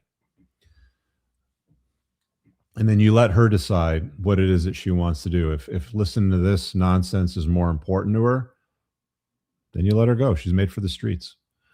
Very simple. Have you guys heard of manufactured diamonds? You probably have, right? The diamond industry many, many moons ago wanted to sell diamonds, and they cooked up this idea that men should spend several months, I think it was 3 months at first, that they should spend several months of their hard-earned money on a diamond. So when guys were saying, well, how much money do I spend? The marketer said, we'll just tell guys, spend 2 or 3 months of your salary on a piece of hard dinosaur shit that's going to go on a ring on her finger that you're going to get down on your knee and humiliate yourself and ask her to be your wife. That was what the diamond industry created. This is why you get engagements and engagement parties and, you know, diamonds and VVS2 and clarities and all this sort of stuff. In this next clip that I'm going to show you, there's a court hearing because a woman and a man are sitting before a judge because he didn't tell her that the diamond was manufactured. It's a man-made diamond. You can now make diamonds in fucking machines. It's just a pressure device, and they put some carbon in and a few other things, and a diamond comes out, and they polish it. But I want you to watch this video so that you understand this ritual of engagements, marriage, and the significance and importance that women put on these diamonds. So check this out. Honey, what kind of rings do you like? Oh my God, diamonds, of course. I want a big fat rock. I want to get you the most beautiful ring. Don't worry, the proposal will be a surprise. Really? All right, so she wants a big fat rock that's a diamond. And then what happens? You go out and you purchase, but it's a lab-created diamond, correct? Correct. And let me see the diamond. My understanding is that a lot of people are doing that these days. Your Honor, I didn't even know that lab-created diamonds existed until after the proposal. I don't imagine that you're going to dump them because it's not an expensive. That's a big rock. That's a big rock. I don't know how big that lady's hand is, but I would estimate if that was a natural diamond, a mined diamond, that would, depending on the clarity and VVS, and I know all this shit because I had to buy one at one fucking point. I did all the studying on this many, many moons ago. That's probably $25,000 to $50,000, depending on the quality of it. A man-made diamond is much, much cheaper and looks just as good, to be honest with you. But anyway, let's keep listening. Enough ring. Correct, Your Honor. And it was never about the price. It's about how I felt, and I felt super betrayed when he basically omitted the fact that it was a lab created diamond. No, I spent $5,000 on this ring. It's not about So $5,000 you spent on that giant rock, which if it was natural would cost at least $25,000. the price. You each split the cost of the engagement party. That's actually what you're suing for here today. Correct, yes. And when you're at the engagement party, what happens? So at the beginning of the party, it was great. Friends and family were there. Everyone was having a good time. But then about halfway through, I started chatting with my cousin Gina, who I've been super close with. She mentioned to me, she was like, hey, I know how much Bodhi makes a year, roughly. Like, how is he affording a ring that is that size and that big? The ring is gorgeous. And by the way, I was obsessed with the ring. In your mind, you have a rock the size of Gibraltar on your finger, with a guy who you know how much he makes, and it never occurs to you to wonder how he afforded it. If he's putting you in hock for the rest of your lives over it, if he has loan sharks, nothing occurs to you because you don't have to think about things because you're pretty. And Gina's not that nice, okay? Because Gina shouldn't be bringing this garbage up at your engagement party. You take it somewhere and they tell you, no, this is lab created. And then what? Correct. And I'm crushed. Honestly, like I'm hurt. I'm devastated. You put a tremendous amount of pressure on someone whose income you know. I want a huge rock, like you're marrying a Rockefeller. Like maybe you shouldn't have said that. But we could have talked about... You could have talked about it, but instead you dumped him, right? Sure, but he wasn't interested in doing a blood diamond anyway. When you decide who you want to spend your life She's literally fat and she's complaining about the rock. Like, go to the gym, lady. with, this shouldn't be the be all and end all of it, okay? Because you spent 3 years with the guy. If you spent 3 years with the guy, did he ever cheat on you, fool you, lie to you, anything? No. If this is what you consider a lie just because a topic doesn't come up, apparently he doesn't know you very well either. Should have known that you were much more materialistic. All right, now after having discussed all that, let's discuss the legal issue that is in front of me. If at the time that you spent the money, it was not a loan, it doesn't magically become a loan now. If at the time that you spent the money, you spent it willingly, it doesn't magically become a debt that she owes you now. I realize what your argument is. Yeah, but then she dumped me. So what? That's life. We don't turn around and change the terms of your agreement on the engagement party because you're disappointed. Verdict for the defendant. So, diamonds, real diamonds, fake diamonds, gold digging, diamond diggers. Is that a thing? There's gold diggers, but there's also diamond diggers now. Look, my advice is don't get married. Bottom line. Living in a way that looks like marriage, I've covered it in both of my books. I talked about in the first book why smart men don't get married. In the second book, I talk about the sweet spot that married men indicate and why their marriage is good.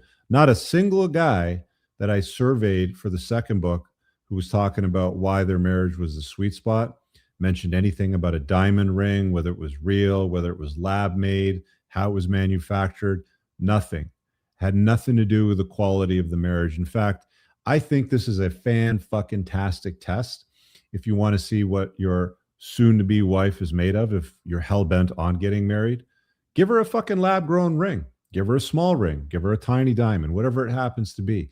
It shouldn't be significant. If they throw a hissy fit over whether it's dug out of the earth, whether it's lab made, if they have a meltdown over the whole thing because they feel duped, right?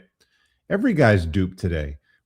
Men used to get agreeable virgins on their wedding night. They don't get agreeable virgins anymore. They get disagreeable whores is what they're getting. Men get duped all the time, but women get duped, and it's a lab grown diamond. All of a sudden, we're gonna take the guy to court, right? Like we want to sue him for the cost of the engagement party and damages and all this sort of. It's absolute nonsense. The guy dodged a bullet. Bottom line, this guy absolutely dodged a bullet. Amazing, amazing fucking recovery, Mav. Okay, let's throw this one up on the stage. We've talked about these idiot judges that keep letting the scum of the earth return to the public. This is the idiot judge of the week. Federal court judge temporarily defers deportation of Jaskirat Sidhu, who is the truck driver responsible for the Humboldt Broncos bus crash. If you don't know about this, there was a bus transporting a bunch of kids, and this clown over here, this asshat, is no longer being deported back to India. because this female judge, who, as we know, love letting the shitheads of the world out in the public, not incarcerating them, not jailing them. Same thing happened with that Ukrainian girl, Irina, got stabbed in the neck by a piece of garbage who should have been incarcerated. No, they let him out 40-something times. This is the idiot of the week. Have you guys heard about what's going on between Argentina and the Falkland Islands? Let's have a quick conversation about this, because I grew up in that era around 1982 when the first Falkland War happened, when they tried to invade illegally. I want to talk about this briefly as well, too. Unplugging goes beyond just sexual marketplace, guys. I'm going to talk about it everywhere.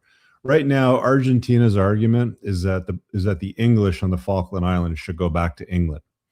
But here's a history of the Falklands that Trump doesn't understand, and the other idiots that are rolling along with this. The English actually discovered the Falkland Islands. The French settled it 100 odd years later. Then the British settled. Then the British take over and they throw the French out.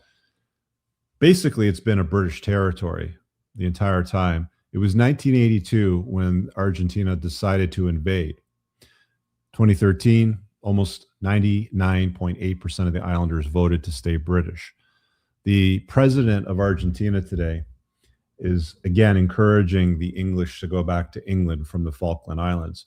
We can play this stupid game all day long because Argentina is settled by Spanish, Italians, and Germans mostly from Europe.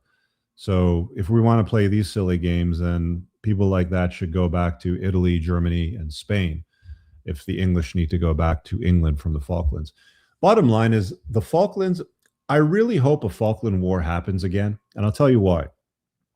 Because the English have turned into fucking pussies. They're little bitches. Their leadership, not the people that live there. Their leadership, the politicians, they're all pussies. They're all obsessed with wokeness. They arrest 10 to 12,000 people a year for social media fucking posts. Their Navy is at no state of readiness.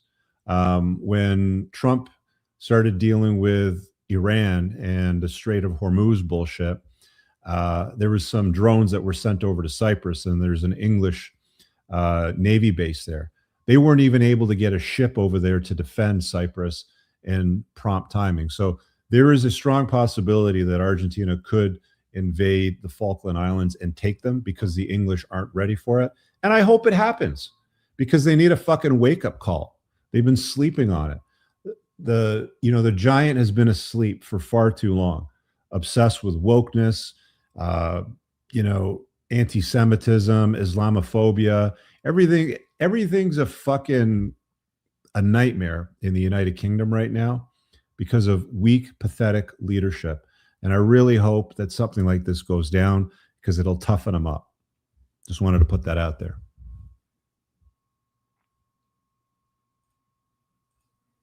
See what else we got here in my tabs. Oh, I want to talk to you about hybristophilia again. These things keep showing up, so it's important that we have these conversations. I talked about, let me just minimize this over here. Here, I'll take this out. We'll talk about it in a second. So in my second book, In the Top Shelf Man, there's a part of the chapter on hypergamy where I deal with Tom Brady and Gisele Bundchen. Because the question comes up from guys a lot of the times, why did Gisele leave Tom Brady? If hypergamy is a thing, if women want the best they can get, why would she leave a multi-millionaire like Tom Brady, who's tall, athletic, and handsome, for he wasn't short, but a much shorter Brazilian jiu-jitsu instructor, not even a competitor, not even a champion or anything like that. And hybristophilia, I believe, is part of the reason why. And I'm going to show you something over here, because women love dangerous men. They love men with the capability for violence. So this Deadpool killer who murdered 2 women for the sake of killing got what usually happens. They get flooded with messages from fangirls, from lovesick fangirls. Let me just read this over here. Wade Wilson has lovesick ladies begging a judge to save his life, even though he brutally slaughtered 2 women in 2019 just for the sake of killing. You see the tattoos all over his face and his neck, standard sort of bad boy look, right?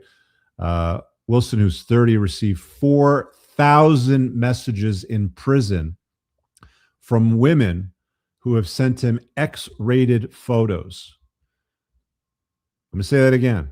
4,000 fucking chicks have sent this convicted killer, a murderer of 2 women, love notes and X-rated photographs. According to public records, authority had to reject 163 inappropriate photographs. 4,000 love notes. Women will reject you and call you an incel, but they will send love notes, naughty photographs, their panties in an envelope to guys like this because they've proven themselves to be lethal. Women love men with a capacity for violence. If you can demonstrate violence and the capacity for violence, it's a very attractive pull for women. Some people even argue, I remember I had this conversation with Casey Jones once. Some people even argue that hybristophilia is a stronger attraction pull than hypergamy. And I think Tom Brady was on the receiving end of Joaquim's hybristophilia capabilities, which is why Giselle bounced on him. There was some other stuff around it. She said that he wasn't willing to skip his last football season to do parenting things and stuff like that. But you know, what did she do? She destroyed the family to go fuck the Brazilian jiu-jitsu instructor that was teaching her kids. You know what I'm saying? So there's hybristophilia, guys. You know, this is one of the reasons why I tell you guys have the capacity for violence. When they studied women's search habits for online pornographic content, I think it was Google engineers that did this. I talked about it specifically in my book. The top searches were for pirates, werewolves, vampires, surgeons. If you're not aware, Jack the Ripper was a known surgeon. So pirates, werewolves, vampires, surgeons. What was the other one? And I think billionaires, something like that. But that's a strong pull for women, guys that have the capability for violence. So, when I tell you guys to go to a dojo and learn how to fight, it's not just for your own physical health. It's not for your own well-being. It's not just to have the capability to be lethal if it should be called upon you to defend yourself or defend your loved ones. It's also a strong attraction cue for women. If you know how to fight, if you could fuck somebody up, women like that stuff. Okay. Not a lot of people talk about this though. It's only guys like me that are covering this. I've got like 8 minutes left before I want to wrap up here. I just want to see what I want to cover here. I might leave this. I don't know. Should I cover this Mike Vrabel?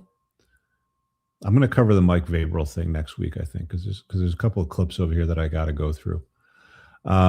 Let's do this one here last. Share screen. Another female podcast.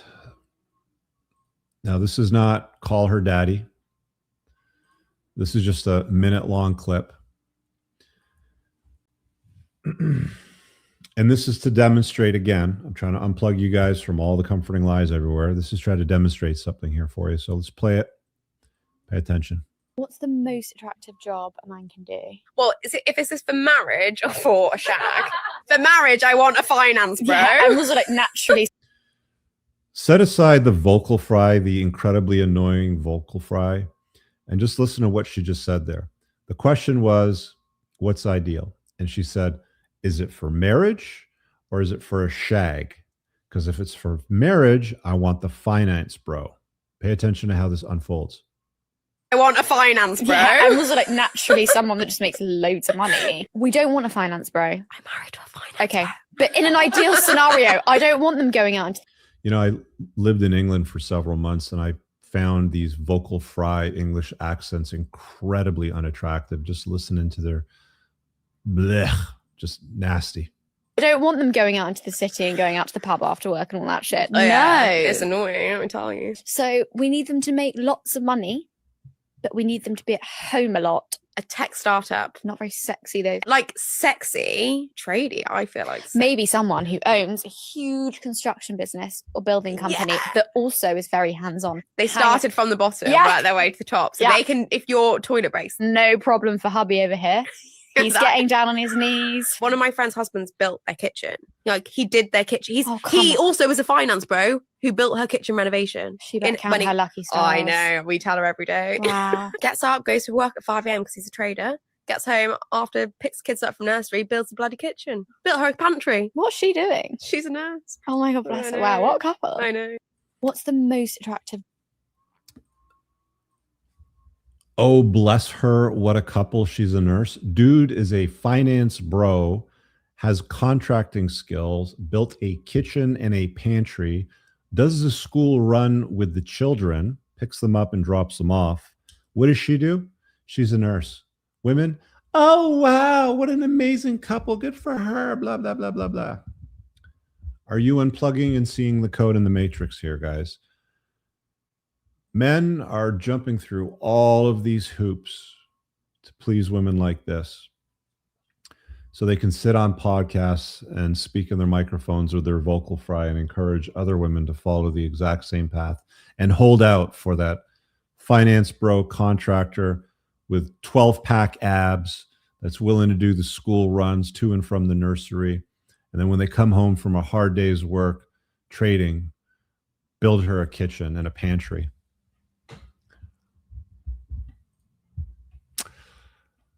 Anyway, I got a few more tabs here. I'm not going to keep ripping through these ones over here. Let me deal with this Mike Vrabel guy. Look, I've talked about sports. I'm not a big fan of watching sports. I think it's stupid. I think if you're going to sit around and pay hundreds of dollars to watch athletes on a pitch chase excellence while you, we won, do this kind of shit, you're a dork. You may not like me for saying that. You might find that it's a nice outlet, that you enjoy it. But let's be honest. What are you doing? You're buying a jersey and you're putting it on your girl's back, your wife's back. You're putting a jersey that costs several $100s with another man's name on your woman's back. Not your last name, with another man's name on your woman's back. You're buying the same one. You're putting another man's name on your back, not your name, and you're cheering them on a field. Just want to get that out of the way, because this is why I don't know shit about sports, because I don't care about it. Let's have a look here at what happened to this Mike Vrabel. I'm probably going to get some of this wrong because I'm not a sports fan. I find it incredibly boring and a dumb use of time. But let's have a look here from the unplugged perspective and see what's going on here. Do we have volume? So the Mike Vrabel situation just... Oh. Come on, work with me. That did its thing. And sorry, guys. This is on YouTube, and it's the worst fucking... Come on. Give me the slider. So the Mike Vrabel situation just got 100 times worse. At first, Mike Vrabel called those photos from Sedona laughable. Then the internet did its thing and dug up every old Diana Rossini interview that they could find. No, I did things in Miami I haven't even told my husband because it's just I had that much fun. Well, not like that, but like I knew he would judge the kind of partying I was doing. I don't know. So she apparently cheated on her husband with this guy Mike and named the child Mike that she purportedly had with her husband. The timeline's not adding up, and she's admitting here on air that she likes to party when she travels away from her husband, and she's talking about the shit that she was doing in Miami that she's not going to get into explicit details on, but she's basically admitting that she's whoring around. What got into me? I just remember being down there acting like it was my last day on earth. Acting like it was my last day on earth is what she said. This is just the tip of the iceberg. This gets significantly worse. I'm married to someone average. I don't post a lot about him. If I was married to someone beautiful. I don't know if you heard that, but she says, I'm married to somebody average. If I was married to somebody beautiful, I would post them a lot more on social media. But she says that she doesn't She's basically insulting her husband on the air in front of everybody that watches this shit. I don't know who this chick is. She looks like a announcer for sporting events. I don't know why they ever put women into fucking, calling men's sporting events. We know why, because it's a pretty face and she says things that deal with the boys, right? Women want to invade men's spaces with stuff like this. And this is what happens. She starts banging some other guy when she's traveling around doing all this sort of stuff. And she's insulting him. She's humiliating him on the air. My husband isn't very good looking. If he was more beautiful, then I would post him more. Check this out. I'm married to someone average. I don't post a lot about them. If I was married to someone beautiful, I'd overpost too. I beg your pardon? February 6th, 2 months before those Sedona photos, Rossini goes on the Stu Goats podcast and says this. And we're getting divorced at the end of the year. Right. Stop breaking news. Don't say that. It's hard. We're going through it. Sorry, Kev. Diana, with the Eagles? He doesn't even know who I am right now. I get to see He's okay. Oh, he has. We've talked about. We've never been more disconnected in our lives. Our text messages look like two robots. Hello. But here's the twist. A month before Sedona, she posted a family photo with her husband and her 2 sons. The caption was "Life lately" before it gets wackier. Now The Athletic is firing back. Their editor calls the photos misleading and say that they lack essential context. Rossini says there were 6 people off camera. So which is it? Is it old jokes taken out of context, or are the receipts what we should have been reading all along? Let me know what you think in the comment section down below, and make sure you're followed if you want to see part 3 of this saga, because otherwise you may never see one of my videos on your feed again. So the Mike Vrabel situation just got... All right, let's pause that. Mike Vrabel, eh? Oh, here's the one with her pregnant. Sorry, this is the one that we gotta share this tab instead. This is the one here. What's been the best part of your birthday so far today? My son, Carter. March of 2020, she was with him. Her son was born in August of 2021. By a strange coincidence, after she was involved with this coach named Michael Vrabel, would you care to guess what her son's first name is? Keep looking at my almost 4-day-old son, Michael, while trying to figure out who the best Michaels to ever play and coach in the NFL. Play and coach, you see. Mike Vrabel just happens to have played and coached in the National Football League, and she named her son after him. DNA testing now is very affordable.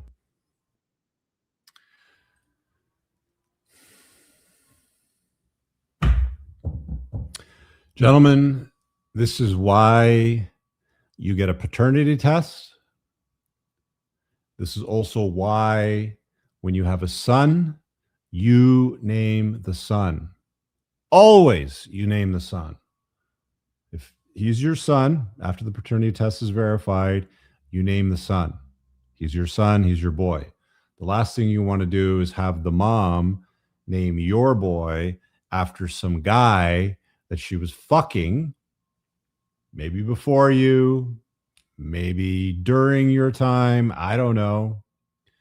Last thing you want to do is you want your prodigy, your DNA, your son named after another guy that she was hot to trot for. They call these women alpha widows because they're widowed by a guy that wouldn't commit to her, never commits to her, but she never forgets about that guy. It's not that uncommon. I remember I heard this story once. There was a guy that was at a mall, with his small child and his wife, and they're pushing the stroller through the mall, and they run into one of her friends, longtime friends that he's never met before. Becky, I can't believe it's been so long. I haven't seen you. Oh my God, you have a baby. What a beautiful baby. Da, da, da, da. This is your husband. Introduce your husband. And then she says to his wife, she goes, "What's the baby's name?" And the baby's name was unusual. So let's just pick an unusual name, like I don't know, Jazantopus. Okay. And then the lady goes, "What, like the guy that you used to date in high school?" That's when he found out that his wife named his son after the guy that she lost her virginity to in high school. This is why you name your sons, gentlemen. You don't let mom name the boys. She can name the girls. She can offer a suggestion for the girl, maybe. But you have a boy, The boy is named by the father. That's how things work. Anyway, going to call it a wrap on that tonight, gentlemen. Thankfully, we didn't have any psycho call-ins tonight. Very stable. That was nice, especially after last week's hilarious incident. You can go check that out if you haven't seen it. You should go back to last week's show and watch the last 20, 30 minutes. Again, appreciate you guys joining me. We'll be back next week chatting up some new topics. If you've enjoyed these shows and you like them, make sure you get my books. If you haven't got them, they're all on Amazon. They're all amazing. You're going to love them. Top Shelf Man's the most recent one. Really helps you understand, and they're on Audible too, and I've read all the Audible books myself. Top left of your screen, you can scan that QR code if you're watching on a console, your computer, or whatever. Obviously, it doesn't work on a mobile, but if you want to get more information on my communities, you can visit richcooper.ca. Check out the community, the supplement line, the assessment tool is linked at, it's a different website, test.theunpluggedalpha.com for the assessment tool. You can check all that stuff out. Got lots of freebies out there for you. And if you want to support the creation of content, I don't take sponsorships from anybody else. Join the community. Get your supplements from my supplement store. They're all super high quality and they work very, very well. Thanks for watching, guys. We'll see you next week. All right, guys, if you enjoyed that podcast, make sure you visit my website at richcooper.ca to learn more about my courses, my book, The Unplugged Alpha, community, or booking me for private coaching. Also, if you are a Canadian with $15,000 or more of credit card debt and what you are doing right now isn't paying off the balances, then visit totaldebtfreedom.ca and hit get a free quote to see if you qualify to settle your credit card debt for less than you owe today over the next 48 months. Make sure you check out the top pinned comment on YouTube for all the links mentioned during the show. Peace.